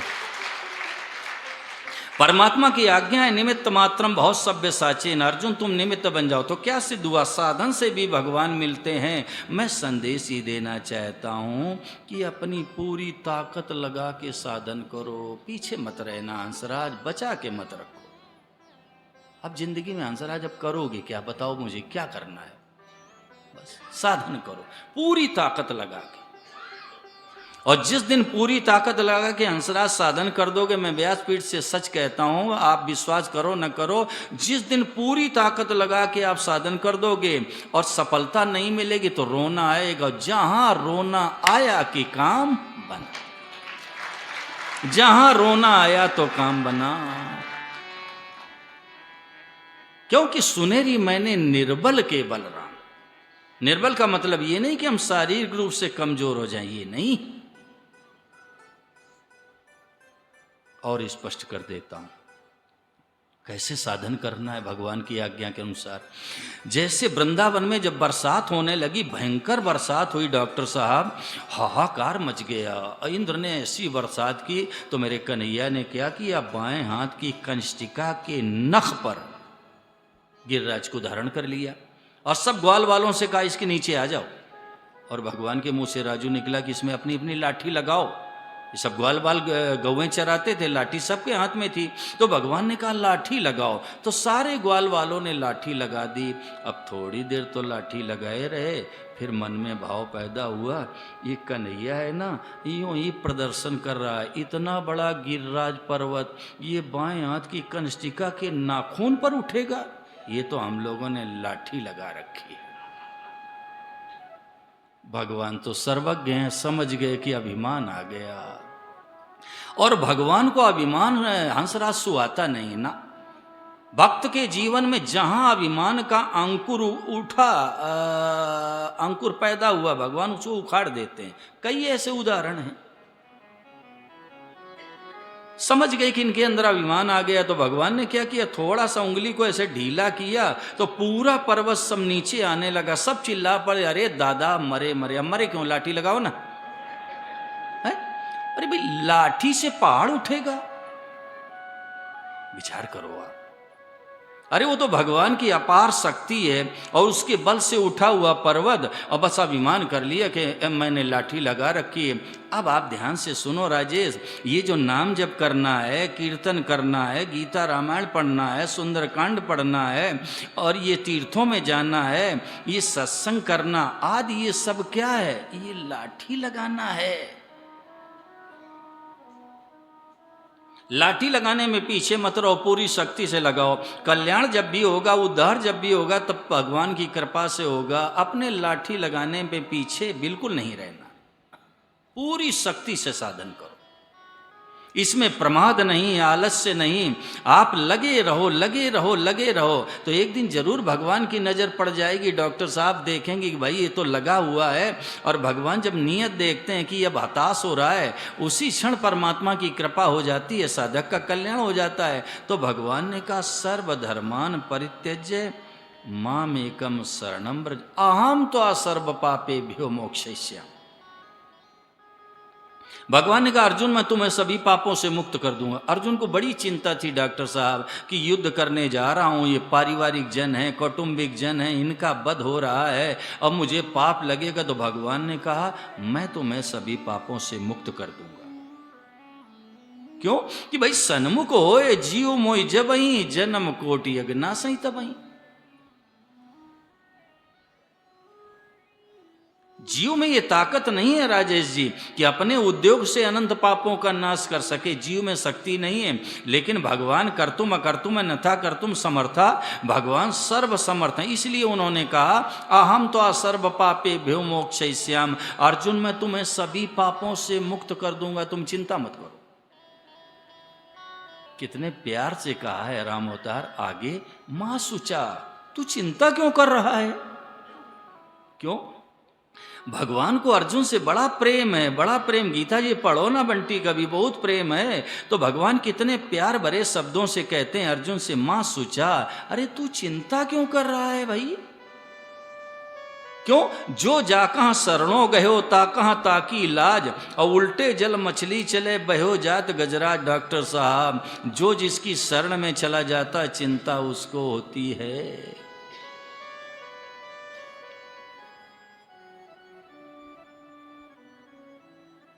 सानू कहाँ गया, सानू जो जिसकी शरण में चला जाता चिंता उसको होती है।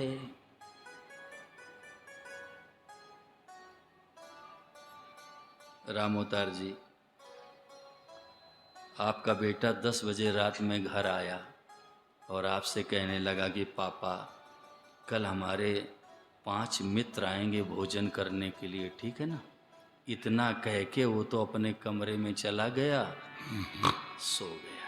अब चिंता किसको हो गई, चिंता माता पिता को हो गई, सब्जी कौन सी बनवाऊं, खीर बनवाऊं कि हलवा बनवाऊं, रात भर सोचते रहो, वो तो जाके सो गया। ठीक है ना। ऐसे ही नरेश डालमिया जी, जो भगवान की शरण में चला जाता है ना, उसकी सारी चिंता ठाकुर जी को हो जाती, चिंता दीन दयाल को और मोह मन सदा आनंद। अब जायो सो प्रतिपाल श्री रामदास गोविंद, चिंता सब ठाकुर जी को हो जाएगी। क्यों? जो जिसकी शरण में चला जाता चिंता उसको होती है। हम तो निश्चिंत हो जाएंगे, हमारा पुरुषार्थ इतना है, कर्तव्य इतना है कि उनके चरणों की शरण में बस गिर जाएं, पड़ जाएं। मां सुचार। उल्टे जल मछली चले, जैसे आपने देखा होगा बड़ी गति से नीचे जल आ रहा है, बड़ा तेज प्रवाह, और छोटी छोटी मछलियां ऊपर चढ़ जाती, उल्टा उल्टा। और बरसात में जब बाढ़ आती है तो इतने बड़े आकार का हाथी लुढ़कने लगता है, गिरने लगता है। कारण क्या है? ये मछलियां जल की शरण में है तो उल्टा चढ़ गईं, और हाथी जंगल की शरण में है तो लड़खड़ाने लगा। लेकिन एक बात कहूँ रामोतार जी, शरणागति विषय बड़ा विलक्षण है। अब समय का अभाव है, भगवान ने शरणागति में 4 बातें कही हैं। मन मना भव मद भक्तो मद्याजी माम नमस्कु। पहली बात भगवान ने कही कि मेरे में मन वाला हो जाए। एक बात कह दूं रामोतार जी, जब हम मन को अपना मानते हैं कि मेरा मन, तब ये खराब होता है।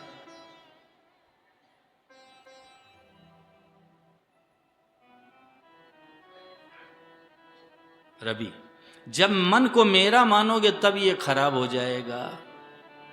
और मैं तो यहां तक कह देता हूं, ये शरीर है ना, अगर इसको आप मेरा न मानो तो ये जल्दी बीमार नहीं होगा राजकुमार, ये जल्दी बीमार नहीं होगा। अगर शरीर को मेरा न मानो तो जल्दी बीमार नहीं होगा।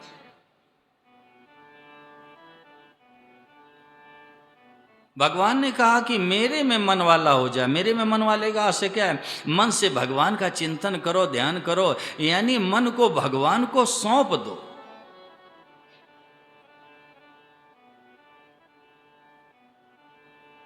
सौंप दो, फिर ये शुद्ध हो जाएगा, फिर ये शुद्ध हो जाएगा।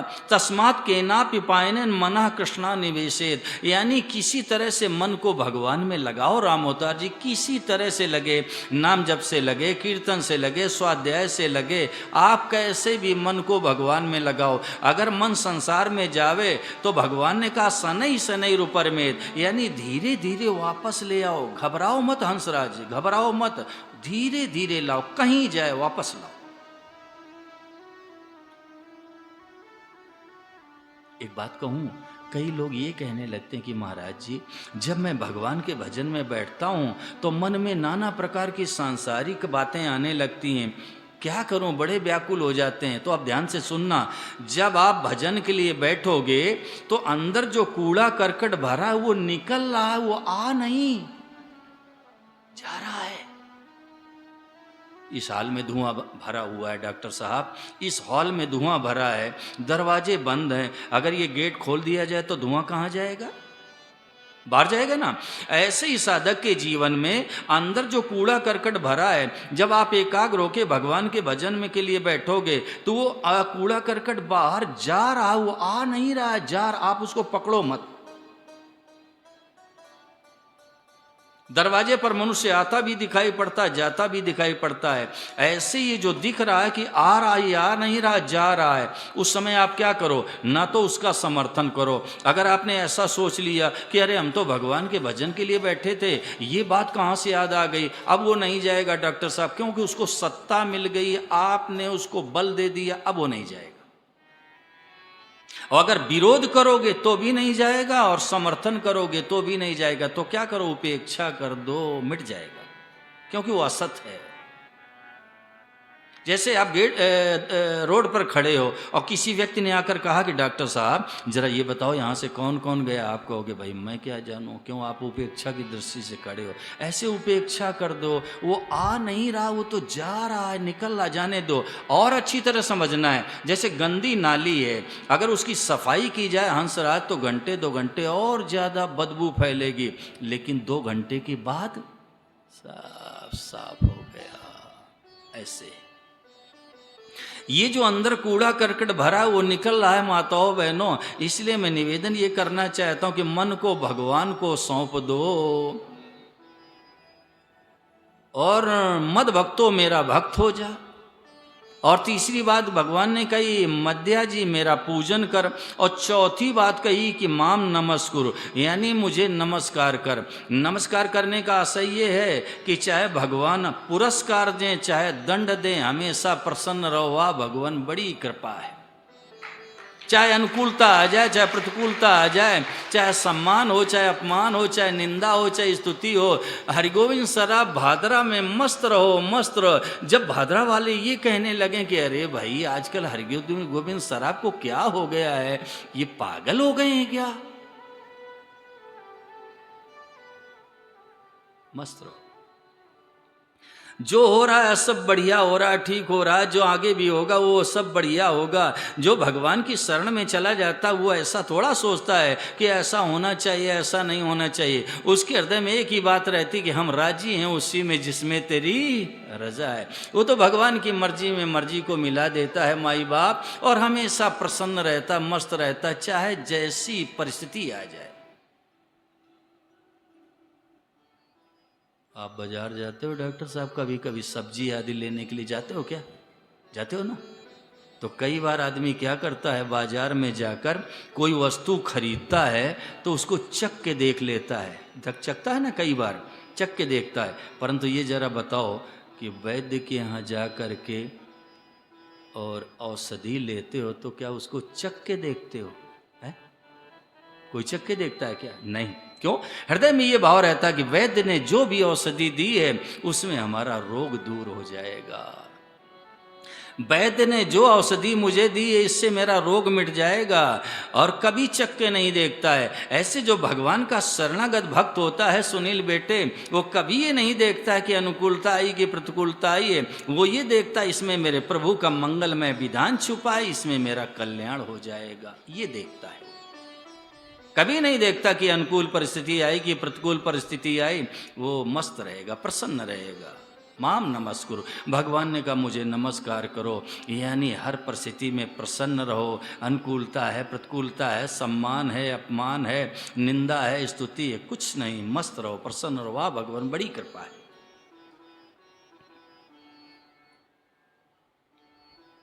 माम नमस्कुरु, मुझे नमस्कार करो।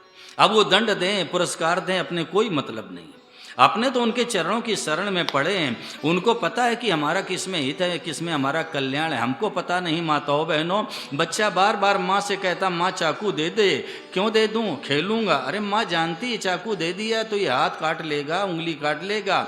ऐसे भगवान को पता है कि हमारा कल्याण किस में उद्धार किस में हमें पता नहीं है। वो जो परिस्थिति भेज देते हैं उसी में हमारा हित हुआ है, उसमें परमात्मा का मंगलमय विधान छुपा है। आप प्राप्त परिस्थिति का सदुपयोग करके अपना कल्याण करो उद्धार करो, यही तो शरणागत का काम है। वो भगवान की मर्जी में अपनी मर्जी को मिला देता है। जैसा हो रहा है सब भगवान की कृपा से उत्तम हो रहा है, ठीक हो रहा है। तो भगवान की आज्ञा का पालन करना है सज्जनों। जैसा कि भगवान ने कहा कि मेरे चरणों की शरण में आ जा, मेरे चरणों का आश्रय ले ले, तो बस यही हमारा आपका कर्तव्य है, जिम्मेदारी है।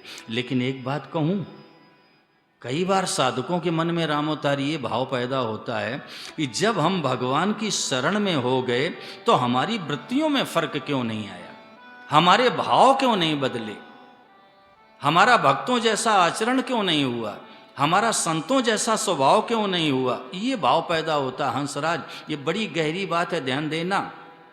अरे भाई, आप भगवान की शरण में हो गए, अब निश्चिंत होकर के मस्त होकर के जीवन जियो, मिटा दे अपनी हस्ती को। अगर कुछ मर्तबा चाहे कि दाना खाक में मिलकर गुले गुलजार होता है। एक बीज होता है ना, वो पहले अपने को जमीन में कुर्बान कर देता है हंसराज, इसके बाद पौधा तैयार हो जाता है, 1000 बीज तैयार हो जाते हैं। ऐसे अपने को मिटा दो। मिटा देने का मतलब क्या, राम अवतार ध्यान दे कि सुनना, केवल शरण रह जाए, शरणागत का अस्तित्व ही समाप्त हो जाए। केवल शरण रह जाए और शरणागत का अस्तित्व समाप्त हो जाए। और उसको बार बार कुरेदो मत कि अब हम भगवान की शरण में हो गए तो हमारे जीवन में ऐसे लक्षण क्यों नहीं आए, हमारा ऐसा भाव क्यों नहीं बना। अरे भाई कुरेदो मत उसको। आप बीज को आज बो दो, कल सुबह फिर खोद दो, फिर भी बो दो, फिर खोद दो, उगेगा कभी?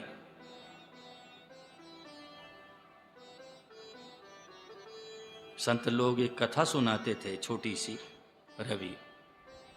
एक बार बंदरों ने कंपनी की, बंटी बेचे, बंदरों ने सभा की कि जिसके खेत में जाता हूँ वही हमें भगाता है वहाँ से, तो अपने खेती करते हैं। किसकी खेती करोगे? बोले आम की। तो आम की गुठलियों को इकट्ठा किया और हरगोविंद सराफ खेती करना शुरू किया बंदरों ने। यानी आम की गुठलियों को जमीन में बो दिया, गाड़ दिया, लेकिन 10-15 मिनट बाद खोद के देखने लगे उगी है कि नहीं उगी है। वो बंदरों की खेती सफल होगी? बताना जरा। ऐसे भाई कुरेदो मत। अब शरण हो गए तो बस हो ही गए, अब उसको कुरेदो मत।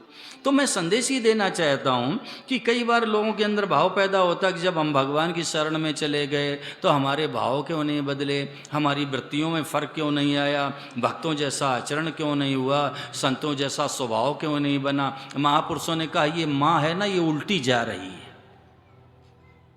राजेश कैसे? ध्यान देना। एक माँ के 3 बेटे थे, रवि। एक माँ के 3, 2 तो होशियार थे, चतुर थे, लेकिन एक भोला भाला था, हंसराज। अचानक माँ का निधन हो गया। जब माँ का निधन हो गया तो तीनों भाइयों ने माँ का संस्कार कर दिया। और संस्कार करने के बाद दोनों चतुर भाइयों ने अपने भोले वाले भैया से कहा कि भैया एक काम तुम कर लो। बोले क्या? बोले ये माता जी की जो अस्थियां हैं ना, इनको तुम हरिद्वार में गंगा जी में डाल के आओ। बोले ठीक है भैया।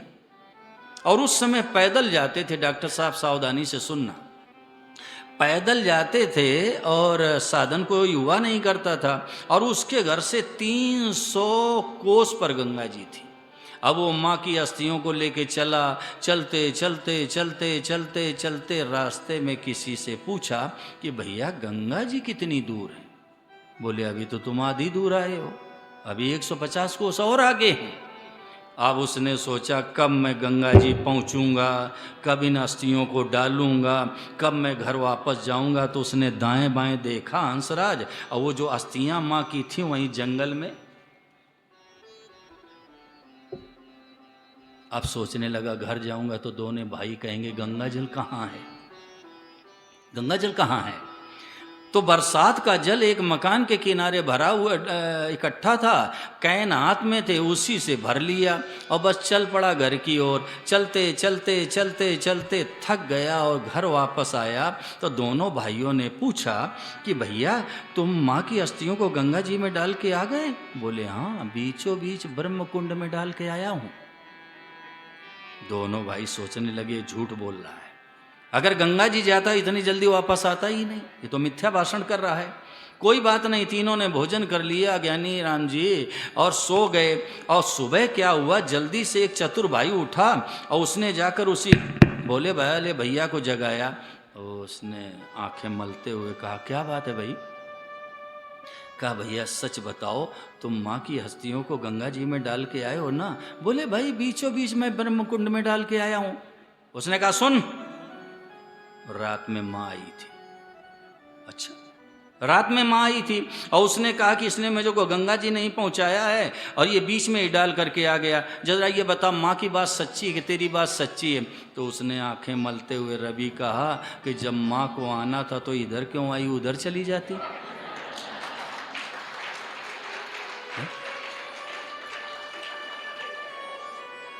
यहाँ क्या जरूरत थी भाई? यहाँ जरूरत क्या थी भाई? आधी दूर तो मैं ले गया था ना डॉक्टर साहब, उसके कहने का औचित्य ये था कि आधी दूर तो मैं पहुंचा के आ गया था। अब माँ को जब आना ही था तो इधर क्यों आई, उधर चली जाती, सीधे गंगा जी पहुंच जाती। तो सज्जनों, मेरे कहने का आशय ये है कि अब जब शरण में हो गए, अब ये न देखो कि हमारे वृत्तियों में फ़र्क नहीं आया, मेरे स्वभाव में फ़र्क नहीं आया, मेरे आचरण ठीक नहीं हुए, ये सारी जिम्मेदारी अब इनकी है। ये जाने अपने तो पड़ गए तो पड़ गए, अपने तो पड़ गए।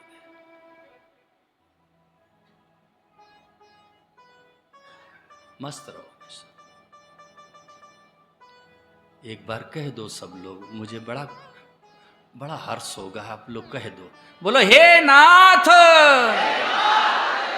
हे मेरे स्वामी, हे मेरे भगवान, हे मेरे केशव, हे मेरे राघव, मैं तो केवल आपका ही हूं, केवल आप ही हमारे हो, मैं किसी और का नहीं, हमारा कोई और नहीं। बस अब हो गया काम, अब हो गया, अब हो गया। बस एक निवेदन और है कि जब आज हम भगवान के हो गए राम अवतार जी, तो सावधानी ये रखनी है कि हमारे द्वारा ऐसा कोई काम न जिंदगी में हो जाए कि जिससे मेरे पिता की बदनामी हो जाए। ये जरूर सावधानी रखना कि हमारे पिता की बदनामी ना हो जाए। क्यों? इतने बड़े कुल के खानदान के, अब हम भगवान के हैं, तो ऐसा आचरण, ऐसा व्यवहार कुछ मत कर देना जिससे हमारे पिता को चिंता हो जाए, मेरे पिता की बदनामी हो जाए। ये काम मत करो, ये काम।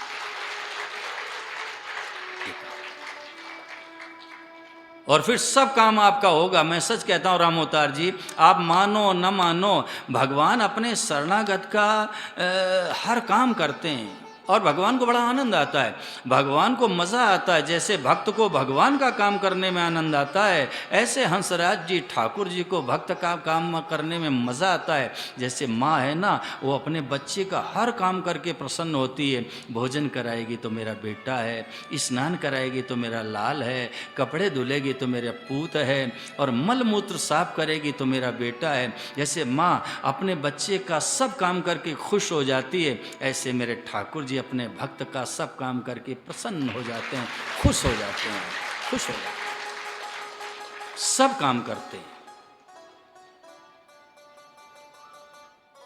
बेटे जरा सुनाना, तभी तो भक्तों ने कहा है, बेटे सुनाना।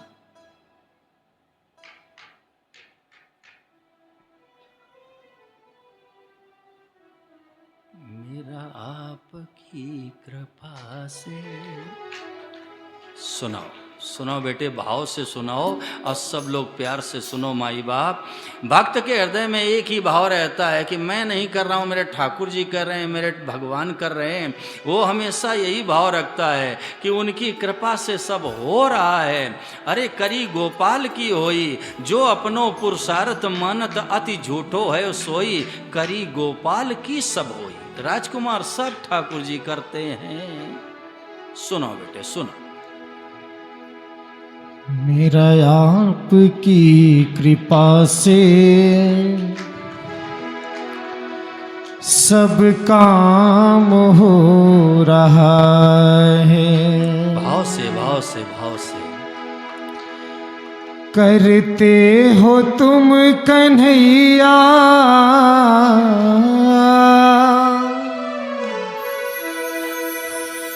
मेरा नाम हो रहा है। मेरा आपकी कृपा से सब काम हो रहा है। मेरा आपकी कृपा से सब काम हो रहा है। मेरा आपकी कृपा से सब काम हो रहा है। करते हो तुम कन्हैया, करते हो तुम कन्हैया, मेरा नाम हो रहा है। मेरा आपकी कृपा से सब काम हो रहा है। मेरा आपकी कृपा से सब काम हो रहा है। हाथ ऊपर कर लो।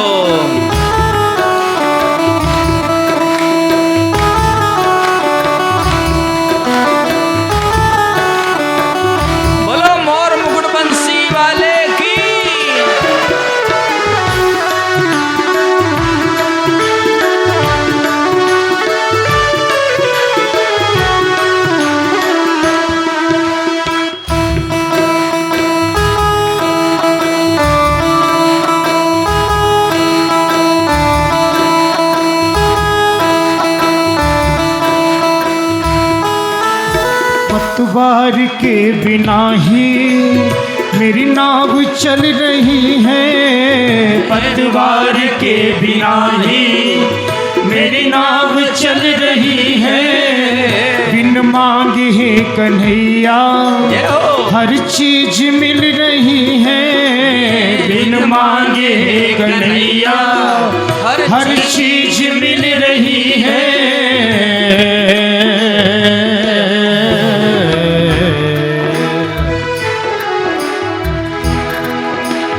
अब क्या बताऊं मोहन मोहन,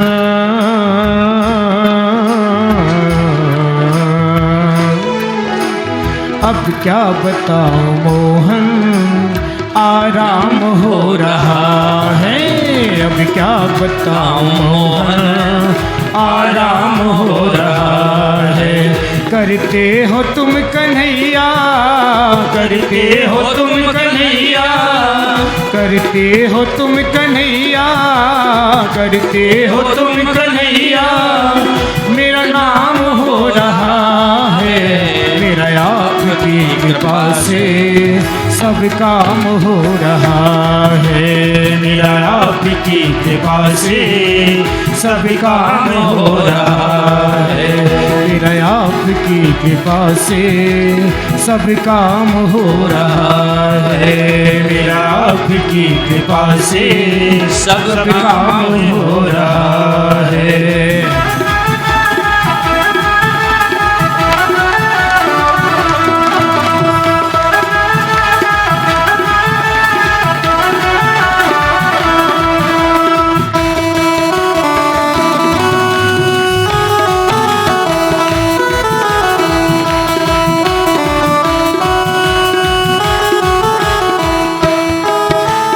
मेरी जिंदगी में तुम हो, किस बात की कमी है। मेरी जिंदगी में तुम हो, किस बात की कमी है। मेरी जिंदगी में तुम हो, किस बात की कमी है। मेरी जिंदगी में तुम हो, किस बात की कमी है। मुझे और अब किसी की परवाह भी नहीं है। मुझे और अब किसी की परवाह भी नहीं है।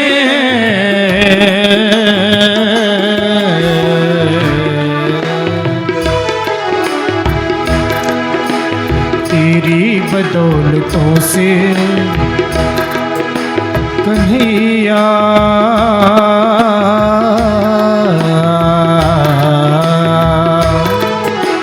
तेरी बदौलतों से सब काम हो रहा है। तेरी बदौलतों से सब काम हो रहा है। करते हो तुम कन्हैया, करते हो तुम कन्हैया, करते हो तुम कन्हैया, करते हो तुम कन्हैया। मेरा नाम हो रहा है। मेरा आपकी कृपा से सब काम हो रहा है। मेरा आपकी कृपा से सब काम हो रहा है। मेरा आपकी कृपा से सब काम हो रहा है।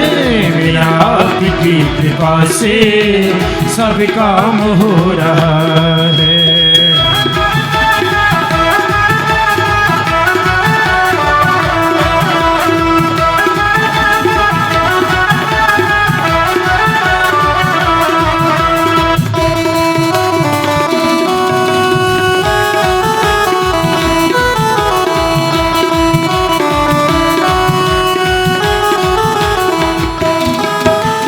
दुनिया में होंगे लाखों, तेरे जैसा कौन होगा। दुनिया में होंगे लाखों, तेरे जैसा कौन होगा। कन्हैया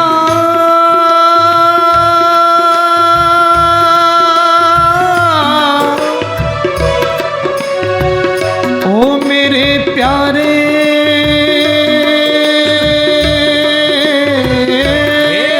श्याम सुंदर होंगे लाखों, तेरे जैसा कौन होगा। दुनिया में होंगे लाखों, तेरे जैसा कौन होगा। तुझ जैसा बंदा परमर, भला वैसा कौन होगा।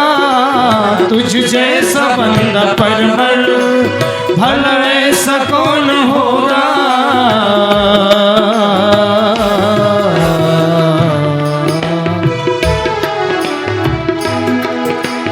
अब क्या बताऊं मोहन, मोहन।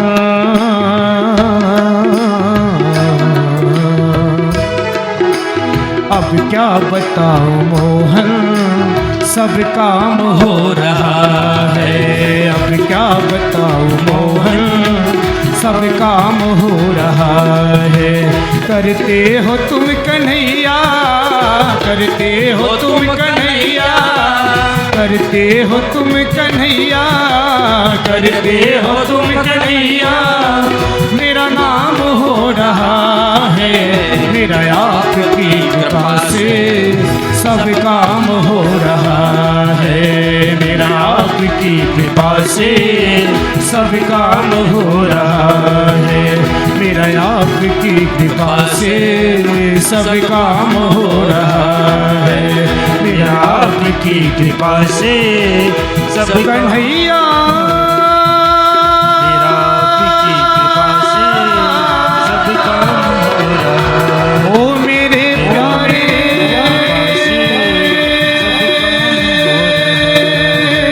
मेरा आपकी कृपा से सब काम हो रहा है। कन्हैया,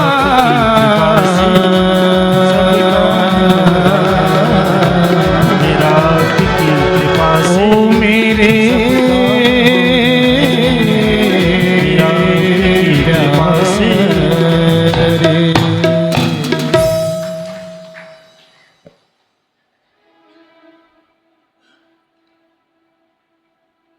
देखो मेरे भाई बहन, शांत हो जाओ। भगवान की असीम अनुकंपा से, संत महापुरुषों के आशीर्वाद से और आप लोगों के सद्भाव से ये 7 दिवसीय जो दुर्लभ सत्संग का आयोजन शिवानी की धरती पर हुआ, अब ये निर्विघ्न रूप से समापन की ओर है। मैं धन्यवाद देता हूँ आयोजकों को, जिन्होंने तन मन धन सब लगाकर कार्यक्रम की सफलता के लिए अपना सहयोग प्रदान किया। बार बार धन्यवाद देता हूँ।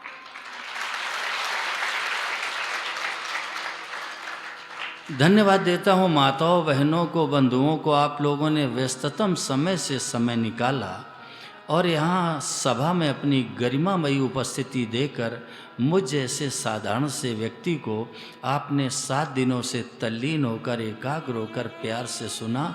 इसके लिए बार बार मैं कृतज्ञता व्यक्त करता हूँ सबके।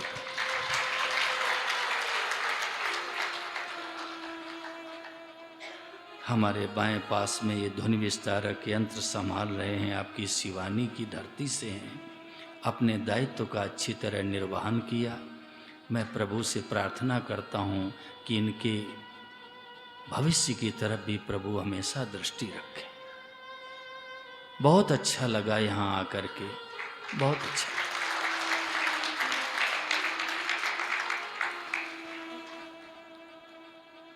हमारे शब्दों से अगर किसी के हृदय को पीड़ा पहुंची हो, दुख हुआ हो, किसी के हृदय को कष्ट हुआ हो, तो आप सभी भगवान का स्वरूप मेरे सामने बैठे हो। मैं सबके चरणों में शीश झुकाकर सबसे क्षमा चाहता हूँ। सर्वे भवन्तु सुखिना, सर्वे सन्तु निरामया, सर्वे भद्राणि पश्यन्तु, माँ कश्चित् दुख भाग भवेत्। इसी सद्भावना के साथ